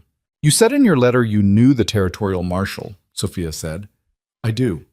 He owes me a professional debt that he has never had occasion to repay. Ambrose's expression was entirely dry. I believe today is the occasion.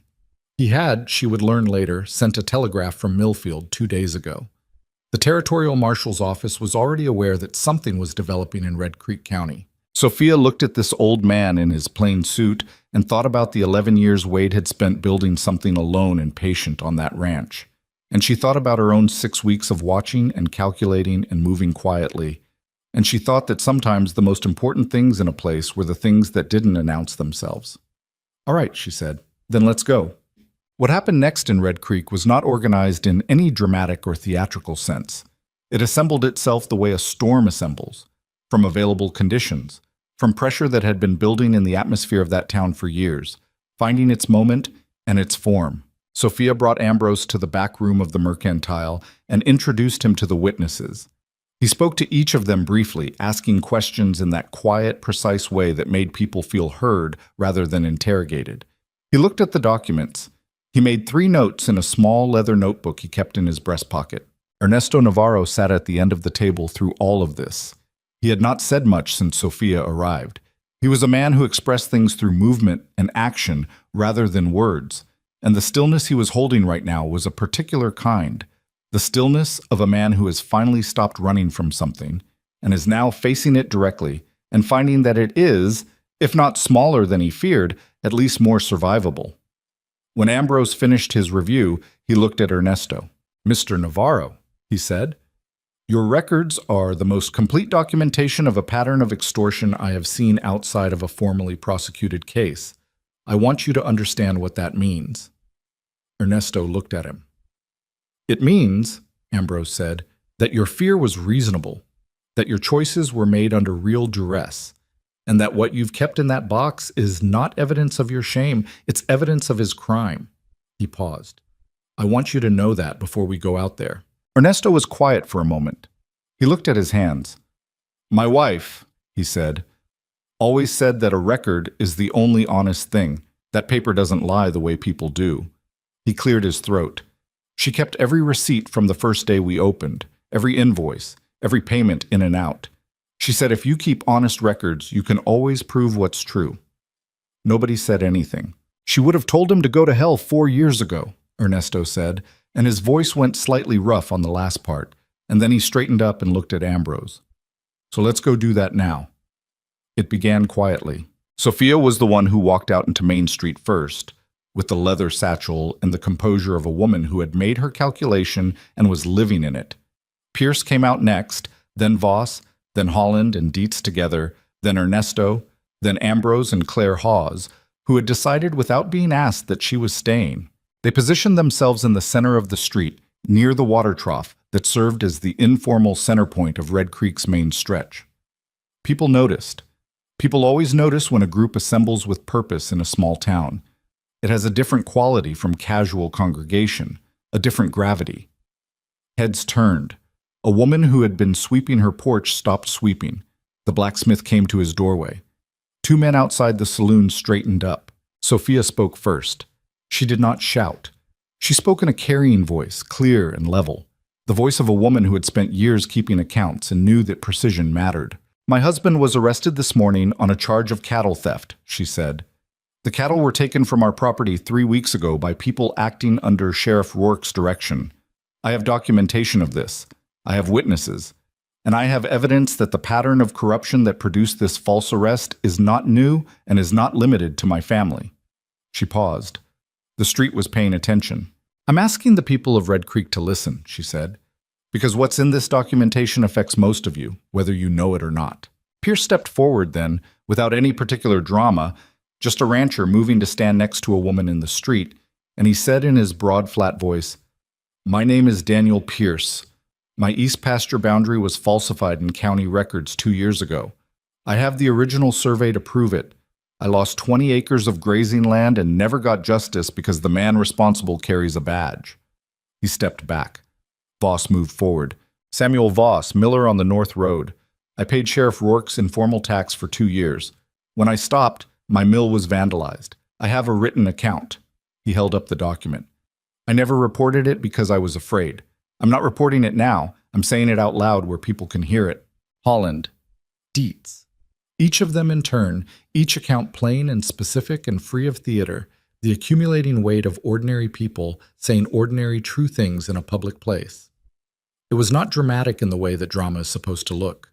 It was quiet and steady and relentless, the way water is relentless, and the crowd that had gathered, 20 people now, 30, was very still in the way people go still when they are hearing something they already suspected and are finally being given permission to believe. Rourke appeared at the edge of the crowd. He had come from the direction of the jail, and he had Cole with him, and his face had the particular expression of a man who has walked into a situation he did not prepare for and is moving quickly to control it. He came through the edge of the gathering crowd with the practiced authority of a man who had been using that authority for years without it failing him. "All right," he said, loud, cutting across the noise. "That's enough. This is an unlawful assembly, and these are slanderous statements about an officer of the law. Sheriff Rourke." The voice came from Ambrose, who had moved to the front of the group while Rourke was pushing through the crowd, and who now stood in the street with his hands clasped in front of him in no particular aggressive posture, just standing there in his plain brown suit, looking at Rourke with those careful eyes. Rourke stopped. He looked at Ambrose. Something in his face changed, very subtle, a slight recalculation behind the pale eyes. A man trying to place a face and finding the placing uncomfortable. "I don't believe we've met," Rourke said, carefully. "My name is Edmund Ambrose," the old man said. "I served as circuit judge in this district for 15 years. I retired 3 years ago." He paused. "I am here at the invitation of several of your constituents who felt that the formal channels of complaint available to them had been compromised." The crowd had gone very quiet. Rourke looked at Ambrose. His jaw was set. "A retired judge has no authority in this county," he said. "That's correct," Ambrose said pleasantly. "Which is why I contacted the Territorial Marshal's office 2 days ago, and why I expect you'll be receiving a visit from them within the next 48 hours. He tilted his head slightly. "I should also tell you that the documentation I have reviewed this afternoon, which includes 4 years of payment records, falsified land surveys, witness accounts of property destruction, and a detailed observational journal compiled by Mr. Wade Mercer, is, in my professional assessment, sufficient to support charges of extortion, abuse of office, property destruction, and obstruction of justice. Among other things." Rourke said nothing. His face was controlled, but something behind it was moving fast. "I would strongly suggest," Ambrose continued in the same pleasant and entirely merciless voice, "that you release Mr. Mercer from custody immediately. Holding him at this point would constitute an additional charge." He paused. "And I think you have enough." The crowd was 35, 40 people now, more drifting in from the side streets. Del Saunders, who had said in the general store that a man who picked a fight with the sheriff paid a cost, he was there, standing near the back, and his face had the particular look of a man updating his understanding of a situation. Martha Greer from the laundry, Thomas Aldridge, the barber, people who had nodded at Wade on the street for years and filed him away as honest and kept their distance from what honesty sometimes cost. Rourke looked at the crowd. He was doing what men in his position always do when power shifts. He was reading faces, looking for the ones that would still hold, looking for a path through. And what he found in the faces of the people of Red Creek was the specific expression of people who have been afraid for a long time and have just now noticed that they are not the only one. Fear, it turned out, was the same as cattle. It ran in the direction everyone else was running. "This is not over," Rourke said. He said it to Ambrose, but he was looking at Sophia. "I believe it is," Ambrose said. Rourke turned and walked back toward the jail. Cole, the broad deputy, stood for a moment looking at the crowd, looking at his employers retreating back, making some calculation of his own. Then he turned and followed Rourke, and his face when he walked away had the look of a man who knew he had just been on the wrong side of something. Sophia followed them both. She walked through the crowd, which parted for her without any particular ceremony, and she came to the sheriff's office and pushed the door open. Rourke was behind his desk, and for a moment she thought he was going to make something of it. She saw it pass through him, the impulse, the last calculation. But something in the way she stood in the doorway seemed to settle the matter. "My husband," she said. Just that. Rourke pulled the cell keys from the hook on the wall and went to the back without a word. She heard the cell door open. She heard Wade's voice. One word, low, something she couldn't make out. Then footsteps. Wade came through the back door and into the front office. He looked at her. He looked at Rourke, who was standing with the keys still in his hand with the expression of a man who has just lost something large and is not yet fully sure of its dimensions. Then Wade looked at Sophia again, and something moved through his face that she would not entirely be able to describe later. Relief and anger and something else. Something she had not seen on him before, which was the look of a man who had been carrying a thing alone for a very long time and has just had someone come alongside and help him carry it. "You move fast," he said. "You built the foundation," she said. Don't say you just anything," he said. "You didn't just anything." She almost smiled. Not quite. "Ambrose is outside," she said. "I know. I can hear him." They walked out of the sheriff's office together, into the afternoon light, and the crowd was still there, more of it now, and there was a low sound from it when Wade appeared. Not a cheer exactly, more an exhalation, the sound a room makes when a tension breaks. Ambrose came to meet them. He shook Wade's hand with that firm, dry grip. "Mr. Mercer," he said, "your journal is thorough work. My wife brought it to you," Wade said. She did. Ambrose glanced at Sophia briefly, with something in his expression that was not quite a smile but was in that neighborhood. She was persuasive in her correspondence. "She tends to be," Wade said. From somewhere in the crowd, Ernesto Navarro made his way through to his daughter, and she turned and went to him, and he put both his hands on her shoulders and looked at her face for a moment with the look of a man who is not going to say what he is feeling because he can't find words big enough. Then he pulled her into a hug that had 4 years of weight in it, and she let it land. Wade stood and watched this, and he felt the cold thing that had been living in his chest since Tuesday morning, since Rourke's 3 horses coming up the road, begin to loosen. It was not finished. He knew that. Ambrose had been clear about what his presence could and couldn't do. The formal process would take time. The territorial marshal, the official charges, the transfer of authority, Rourke's replacement. There was paperwork and procedure and probably months of uncomfortable work ahead before any of it was truly resolved. And there were still 31 of his cattle somewhere on this county. He thought about that and almost smiled. Pierce materialized at his elbow. The man had the comfortable solidity of someone who had just set down something heavy. "You're going to want to know," Pierce said, "that those cattle of yours are in Curtis's North Pen. I saw them 2 days ago, but I didn't—" He stopped. "I should have told you sooner." "You're telling me now," Wade said. "I was afraid for a long time," Pierce said. "It came out straight, without apology, but without pride either. Just an honest accounting." "Most people were," Wade said. "Being afraid of a man like Rourke is not a character flaw. It's a reasonable response." He paused. "Not coming forward eventually. That's the part that costs you." Pierce nodded. He looked at the sheriff's office. "What happens to him now?" "He stays on paper until the marshal gets here. Ambrose will make sure he can't destroy any records." Wade looked toward the office. Through the window he could see Rourke's shape behind the desk, still and contained in the particular way of a man who is recalculating his options and finding them fewer than he expected. "He'll lawyer up. It'll take time. But it'll happen." "It'll happen," Wade said. The crowd was beginning to break apart slowly, the way crowds do when the thing they came to see has reached its inflection point. Not an ending exactly, but a turn, a pivot, after which the situation is recognizably different from what it was before. People were talking, some of them to each other, some of them to the witnesses who had spoken in the street, some of them with the slightly stunned quality of people processing a thing they had suspected for years and are now having confirmed. Mrs. Greer from the laundry stopped Wade on the street. She was a stout woman in her 60s with a direct manner and no particular interest in softening things. "I want you to know," she said, "that I always thought Rourke was a bad piece of work. I want you to know I thought that." "I appreciate it," Wade said. "I didn't do anything about it," she said. I want you to know that too. I thought it and I did nothing, and people I know were being squeezed, and I told myself it wasn't my business. She held his gaze with the stubbornness of a woman being honest about something she wasn't proud of. I'm not going to pretend that was all right. It wasn't all right, Wade said, but you're here now. She nodded, crisply, like a woman closing an account. You need your laundry done, she said. You bring it to me, no charge, for a year. He almost laughed.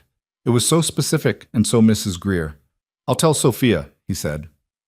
Later, when the crowd had thinned and the late afternoon was bringing its long amber light over the street, Wade found Ambrose sitting on the bench outside the Mercantile with a cup of coffee from inside and his notebook open on his knee. Judge, Wade said, Mr. Mercer, sit down if you like. Wade sat. They were quiet for a moment, looking at the street. The ordinary afternoon of a town that had just done something hard and was returning to its surface routines while underneath everything was different. The marshal will be here Thursday or Friday, Ambrose said. I expect he'll move quickly. The documentation is clean and the witnesses are credible. He turned a page in his notebook. Rourke will claim the journal is fabricated. He'll claim the witnesses are coordinating a false account. It won't hold, but he'll make it unpleasant for a while. I know, Wade said. Your wife, Ambrose said, looking at the notebook, made the difference today. The timing was critical. If this had gone to a formal proceeding without the public moment, Rourke would have had time to manage the narrative. He's good at managing narratives. She understood the timing better than I did, Wade said. She was willing to move without waiting for everything to be perfect, Ambrose said. That's rarer than it sounds. Wade was quiet for a moment. She sat in front of me on my porch with her hat in her hands, he said, and told me she needed a husband, and she was practical about it and honest about it, and she scared me slightly. Ambrose glanced at him sidelong. Did she? The good kind of scared, Wade said. The kind that means something is real. The old man considered that. You know, he said, in 40 years on the circuit, I saw a great many cases. Corruption, land disputes, violence, theft, all manner of human failing. He closed his notebook. The cases that actually resolved, not just legally, but actually, were almost always the ones where more than one person decided the same thing was worth the risk at the same time. He looked at the street. You and your wife decided that. Your witnesses decided it. Even that deputy. What's his name? Flass. Even Flass.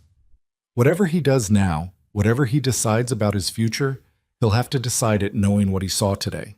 He stood slowly, with his joints announcing their opinions. People surprise you sometimes, Mr. Mercer.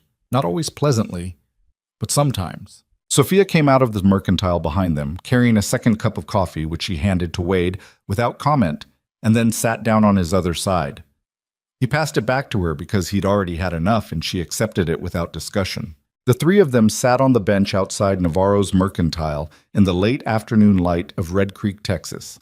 And the street was quiet now, and in the sheriff's office at the end of the block, Calvin Rourke sat alone behind his desk with the particular stillness of a man who has spent years building something that has just come down around him and is not yet able to fully take in the size of what he has lost. Wade looked at his hands. He thought about the loose floorboard in his bedroom, which was now empty. He thought about 4 months of watching and writing and waiting, and the 7 weeks since Sophia had ridden up his road on a bay mare and said she needed a husband. He thought about the fence he still had to rebuild on the north pasture, the cattle he still needed to get back from Curtis's pen, the accounts ledger and Henderson's persistent arithmetic problems, the spare room that was someone's room now, not storage. The work was waiting. It was always waiting, but it was different now. The waiting was different. The work would be different. And he sat with that for a moment in the fading light without trying to name it more precisely than that. Beside him, Sophia finished the coffee and set the cup on the bench. The north fence, she said. I know, he said. We should get lumber ordered before the weekend. I'll go to the mill tomorrow, he said. Voss will give us a fair price. She nodded. They sat a little longer. The territorial marshal arrived on Friday. His name was Calhoun, and he came with 2 deputies and the unhurried efficiency of a man who had done this kind of work before and had learned that urgency and speed were not the same thing. He was maybe 50, weathered in the way of men who spent their lives on horseback, and he had a quality of compressed authority that was different from Rourke's performing kind. quieter, more certain of itself, needing no audience. He went directly to Ambrose first, which told Wade something about how seriously the old judge's telegraph had been received. They spoke for 2 hours in the back room of the Mercantile, which had become, without anyone formally deciding it, the operational center of everything. Wade sat in on part of it. Sophia sat in on all of it, with the accounts ledger and the documented records organized in front of her, and she answered Calhoun's questions with the same precise directness she brought to everything.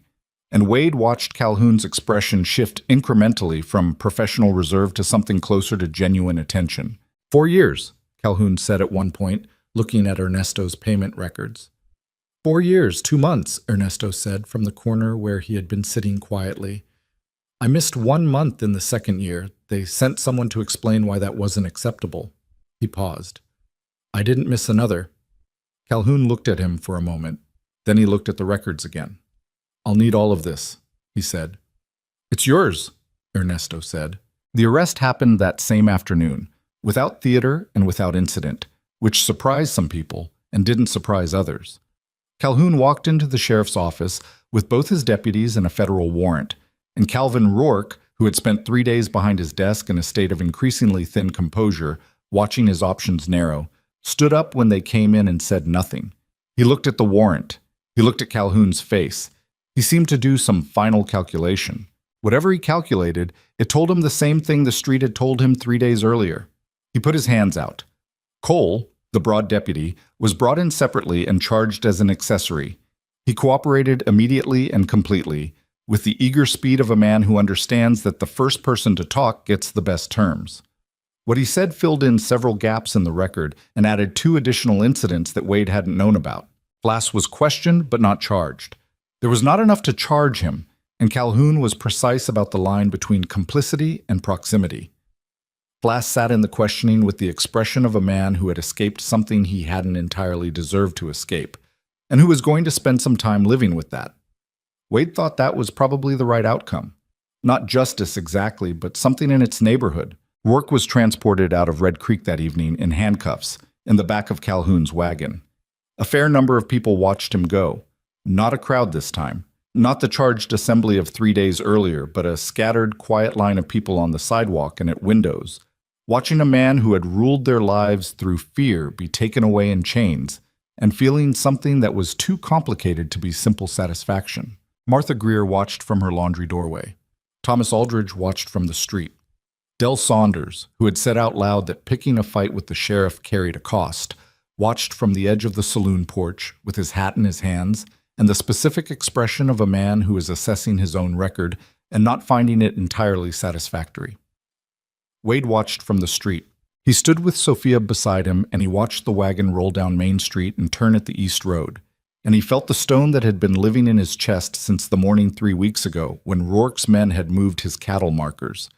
He felt it come loose and drop away, and the absence of it was almost disorienting. He had been carrying it long enough that the weight had become normal. It's done, Sophia said. The arrest is, he said. There's still the trial. That's not here. That's not ours. He looked at her. The trial is Calhoun's problem, she said, and Ambrose's. We have work. He almost laughed. She said it with such complete practicality, the way she said most things, and there was something in that practicality that he had come to find genuinely comforting, not because it avoided the emotional weight of things, but because it assumed that the emotional weight was real and accounted for, and you could still function inside it. We have work, he agreed. The lumber came from Voss's mill on Monday at a price that was, as Wade had predicted, fair. He and Pierce spent 4 days rebuilding the north fence, which was longer than it needed to be in terms of man-hours. But Pierce had shown up Monday morning with tools and the air of a man who intended to be useful, and Wade was not going to turn away help he hadn't asked for. They worked mostly without talking, the way men work when they are comfortable with each other, and the task is clear. And by Thursday, the fence was better than it had been before it was burned, which was something. The cattle came back from Curtis's property through an official process that involved Calhoun's office and a county adjudicator and considerably more paperwork than the original theft, which Wade thought was about right for how these things worked. All 31 came back. One of them had a minor leg injury from being moved rough, and one was pregnant, which was a development that had nothing to do with Rourke but was pleasing regardless. Curtis himself was a separate and complicated matter. He had been cooperating with Rourke for 2 years, but the nature of that cooperation turned out to be more fear than greed.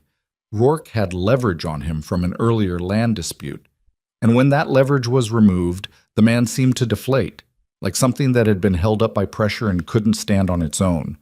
He came to Wade's ranch one morning, uninvited, and stood at the gate, and Wade went out to meet him. He was a slight man, younger than Wade had expected, with the burnt-out look of someone who hadn't slept well in a long time. "I know there's nothing I can say," Curtis said. "No," Wade agreed. "I want to give back what I can. The grazing boundary with Pierce, whatever needs signing, I'll sign." Wade looked at him for a moment. "Pierce will want to hear that from you directly," he said. "I know." Curtis looked at his hat. "I know he will." "Go see him," Wade said. "Today, not next week." Curtis nodded and rode away, and Wade watched him go and felt the complexity of the situation settle on him. The way real events don't organize themselves into clean categories of villain and victim, how people get caught in the machinery of someone else's corruption and come out ground down and smaller, and what you do with that. He didn't forgive Curtis. He also didn't feel particularly interested in punishing him further. Some people were just too broken to be useful enemies. He went back to the fence. Pierce came by that evening, and Wade told him about Curtis. Pierce was quiet for a long moment. "He'll sign the papers?" Pierce said. "He said so." "That's my land," Pierce said, not with anger, just with the factual weight of someone naming something true. 2 years I've been without it." "I know." Pierce looked out at the pasture. "I'll go see him," he said. "But I'm not shaking his hand." "You don't have to shake his hand," Wade said. "You just need his signature." Pierce went the next day. The papers were signed. The county adjudicator processed the boundary correction within 2 weeks, which was, as these things went, remarkably fast. Wade suspected Calhoun had made a call. The question of Red Creek's sheriff was resolved by the county appointing a temporary deputy from the Millfield office while a proper election was organized. The temporary deputy was a woman in her 40s named Ruth Galloway, who had worked law enforcement for 12 years and who arrived in Red Creek with a calm professionalism that was so different from Rourke's performing authority that people weren't quite sure how to relate to her at first. She asked reasonable questions and enforced reasonable things and didn't take money from anyone. And gradually, as weeks passed, people adjusted to what law enforcement looked like when it was functioning the way it was supposed to. The informal tax stopped, obviously, completely, immediately. Several merchants who had been paying it came forward in the weeks after Rourke's arrest to add their accounts to the official record, including 2 that Wade hadn't known about. And the cumulative figure that Calhoun's office eventually compiled was a number large enough that even people who had suspected the scale of things were surprised by it. Hector Flass left Red Creek in the 3rd week after the arrest. He came to the ranch the morning he left, which surprised Wade, and he stood at the gate in his civilian clothes with his horse loaded and his badge gone from his chest. "I'm going back to Millfield," he said. "My mother's place." "All right," Wade said. "I wanted to—" Flass stopped, started again. "I knew it wasn't right. What he was doing, I knew it for a long time." "I know you did," Wade said. "I didn't do anything about it." "No." Flass looked at him, seemed to want something from the exchange that Wade wasn't going to provide. Some absolution, some statement that it was understandable, some release from the specific weight of having known and done nothing. Wade wasn't going to give him that because it wasn't his to give, and because Flass was going to have to carry it himself, the way people carry these things. And the carrying was the only thing that might eventually make him better. "You talked to me through the cell door," Flass said. "I did." "You said that was how it always worked. Men who looked the other way for someone bad." "Yes." Flass nodded slowly. "I've been thinking about that." "Good," Wade said. "Keep thinking about it." Flass rode away, and Wade watched him go, and he felt that the young man might be all right eventually. Not because of anything he'd done or said, but because Flass had come to say it at all, which meant he was at least facing the right direction. The wedding reception, the real one, the community one, the celebration that the 8-person courthouse ceremony had deliberately skipped, was held 6 weeks after Rourke's arrest, on a Saturday in early autumn when the heat had broken enough to make outdoor gathering tolerable. It had not been Wade's idea. It had not been entirely Sophia's idea either. It had emerged from the town the way certain things emerge from communities that have been through something together, organically, collectively, without a single organizing hand. Martha Greer had mentioned it to Ernesto, who mentioned it to Pierce, who apparently said something to Thomas Aldridge. And somewhere in that chain of mentions, it became a plan, and then it became a fact, and Wade and Sophia were informed rather than consulted. Wade had mild objections which Sophia overruled with 4 words: let them do it. He thought about that for a moment. All right, he said. It was held in the field behind the mercantile, which was large enough for the crowd that showed up, which was larger than either of them expected. Nearly the whole town, it seemed, or near enough that the exceptions were the exceptions and not the rule. Tables borrowed from the church hall. Food brought by what seemed like every woman in Red Creek who owned a pot, which produced an abundance of dishes that were not uniformly excellent, but were offered with such genuine warmth that the quality was beside the point. Pierce came. Voss came with his wife, a small, energetic woman who hugged Sophia on arrival with the assumption of existing friendship, and Sophia, to her own apparent surprise, hugged her back without hesitation. Holland and Dietz came. Aldridge came and brought a bottle of something better than the occasion probably required, and pressed it into Wade's hands with a look that said more than his words did. Even Ambrose was there, having delayed his return to Millfield at Claire Hawes' suggestion. They arrived together and stayed the whole evening, and Ambrose ate 3 plates of food and seemed entirely content about it. Ernesto Navarro moved through the gathering with a quality Wade had not seen in him before: a looseness, an ease. The compact, precise man who controlled his workspace and his emotions, and his records had somewhere set down a thing he had been carrying, and the setting down had left him lighter. He laughed at something Pierce said. A real laugh, unguarded.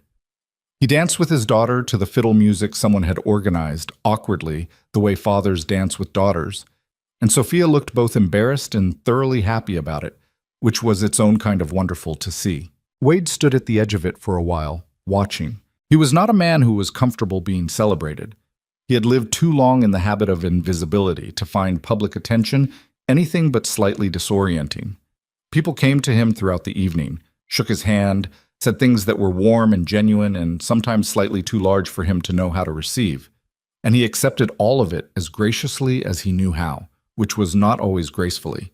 And he was honest enough with himself to recognize that the discomfort was not the whole of what he felt. He also felt, somewhere underneath the discomfort, something that he did not have a precise word for and did not try to name too directly. Something like belonging. Something like being seen by a place, which was different from being seen by a person. Wider, less personal, and in some ways more disorienting for that. He had lived in this county for 11 years. He had worked this land and paid his debts and kept his word and said please and thank you at the mercantile counter, and all of that time he had told himself that what he had was enough: the work, the land, the quiet. That wanting more was a kind of foolishness he had outgrown. He had been wrong about that, he understood now. Not wrong that the work was real or that the land mattered.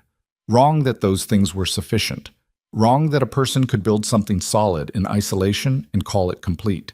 He had been building half a thing, and he had not known it was half because he had never seen the whole. Sophia found him at the edge of the gathering late in the evening, when the fiddle had quieted and the children who had come with their parents were asleep in the wagon beds, and the adults were in that loose, warm stage of a long evening where conversation slows and people start thinking about the road home.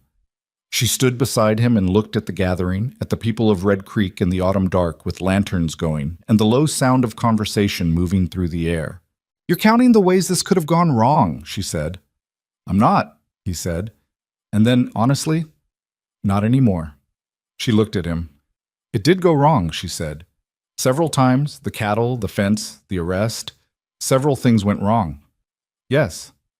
"But the foundation held," she said, simply, without triumph in it. He looked at her profile in the lantern light. This woman who had ridden up his road with a proposal and a problem and an honesty that had scared him in the way that real things scare you. Not the fear of danger, but the fear of something that matters. He thought about what her father had told him on the courthouse steps. "She holds things close. You will have to earn the inside of it." He thought he was beginning to, slowly. He thought it was going to take longer than 6 weeks, and he thought that was fine. Some things were better for taking time. Sophia, he said. Yes. I want to say something, and I don't want you to be practical about it for 30 seconds. She looked at him. That's a high bar. I know. He looked at the gathering, then back at her. I spent 11 years being sure I was the kind of person a full life happened around rather than 2. I had good reasons for thinking that. I had evidence. He paused. You rode up my road and proved the evidence wrong, and I want you to know I understand what that cost you to do. I'm not going to forget it. She was quiet for a moment. When she spoke, her voice was slightly different from its usual quality. Not softer exactly, but less armored. You said yes, she said, without hesitation. I thought about it all night. One night, she said, and then yes. She looked at her hands. I had calculated for refusal. I had a second option if you said no. Someone else I was going to ask. She paused. I was glad I didn't need it. Who was the second option? Aldridge. He looked over at Thomas Aldridge, who was across the gathering telling what appeared to be a long and elaborate story to Pearson Voss. He would have said yes, Wade said. Probably, Sophia said. But he talks too much. This time he actually laughed. A real one, unguarded, the kind that came out before he could decide about it. And she looked at him with an expression he was still learning to read, which was the expression of a person who is letting themselves be glad about something without making a performance of it. Ernesto appeared at their side with 2 cups and handed one to each of them without being asked. The fiddle player wants to know if you want more music, he said. Yes, Sophia said. No, Wade said, at the same time. Ernesto looked between them. I will tell him maybe, he said, with the perfect diplomatic timing of a man who had managed 2 stubborn people for years, and walked away. The fiddle played one more song, which was a compromise, and then people began finding their wagons and their horses, and the long process of a large gathering unwinding began. People saying goodbyes that ran longer than necessary because nobody quite wanted to be the first one to leave a night that had been, in the plain and unadorned sense of the word, good. They got home late. The ranch was dark when they pulled up, and Wade lit the lantern on the porch while Sophia got down from the wagon, and the windmill was turning in a light breeze, and the cattle in the south pasture were quiet, and the rebuilt fence on the north line stood straight and solid in the dark. He looked at the fence for a moment. 4 days of work with Pierce, better than the original. There was something in that. Not a moral exactly, more an observation about the nature of things that get broken and get rebuilt.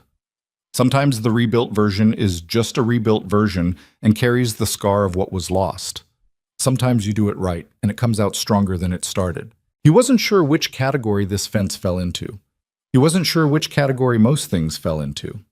Life, he had learned, did not organize itself into clean lessons. It just accumulated. Work and loss and unexpected arrivals and mornings that started before sunrise and evenings that ended later than expected, and the long, slow discovery that the things you built in isolation were incomplete not because they were badly made, but because they were made for one. And the world, at some point, had more than one person in it. Sophia was at the door, waiting. Wade, she said. Coming, he said. He took one more look at the ranch, the fence, the pasture, the windmill turning in the dark, and he thought about 11 years of mornings and the quality of the silence they had carried and how the silence now was different, had a different texture, was inhabited in a way it hadn't been before. He thought about the woman who had told her neighbor that some men were not meant to have a family. He thought about how he had stood in the next aisle with a sack of flour and let that sentence settle into him, and how he had filed it away and tried not to think about it. He had been wrong to believe it.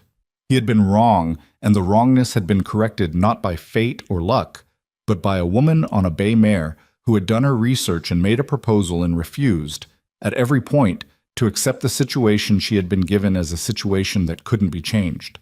That was the thing, he thought. That was the actual thing. Not that it had worked out. Not that the corrupt man was arrested and the cattle came back and the town showed up with food and a fiddle. Those were the results, and results were real and mattered, but they were not the thing. The thing was the decision to not accept what was being done to you as permanent. The decision to build something even when you were building it alone and nobody was watching. The decision to ride up a stranger's road and say what you needed and ask for help because what you needed was real and worth asking for. He had made his version of that decision, and so had she, and so had Pierce and Voss and Holland and Dietz and Ernesto with his box of records, and even Ambrose in his plain brown suit making himself available from retirement because someone had asked. None of them had been heroic about it. All of them had been afraid at various points. All of them had hesitated, calculated, waited too long, moved too fast, gotten things wrong. That was what it had actually looked like from the inside. Not a story about courage, a story about people who were tired of the alternative. He put out the porch lantern and went inside. The house was warm and smelled like the food they had brought back from the gathering. Half a pie that Ernesto had pressed on them, something wrapped in cloth that Mrs. Greer had given Sophia at the end of the night.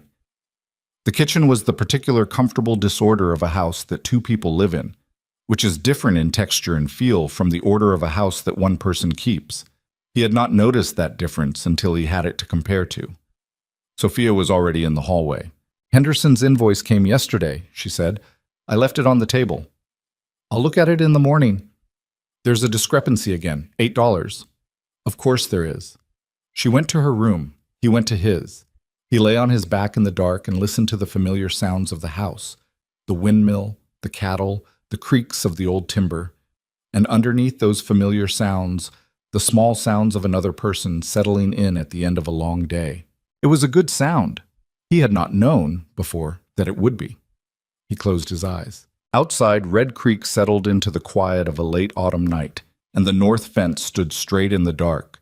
And the 31 cattle, plus one pregnant, whose calf would arrive before winter, moved slow and indifferent through the south pasture, and the windmill turned in a steady breeze that came down off the ridge and moved across the county and touched everything in it equally, the way weather does. Wade Mercer slept without difficulty. That was enough. That was, in fact, everything.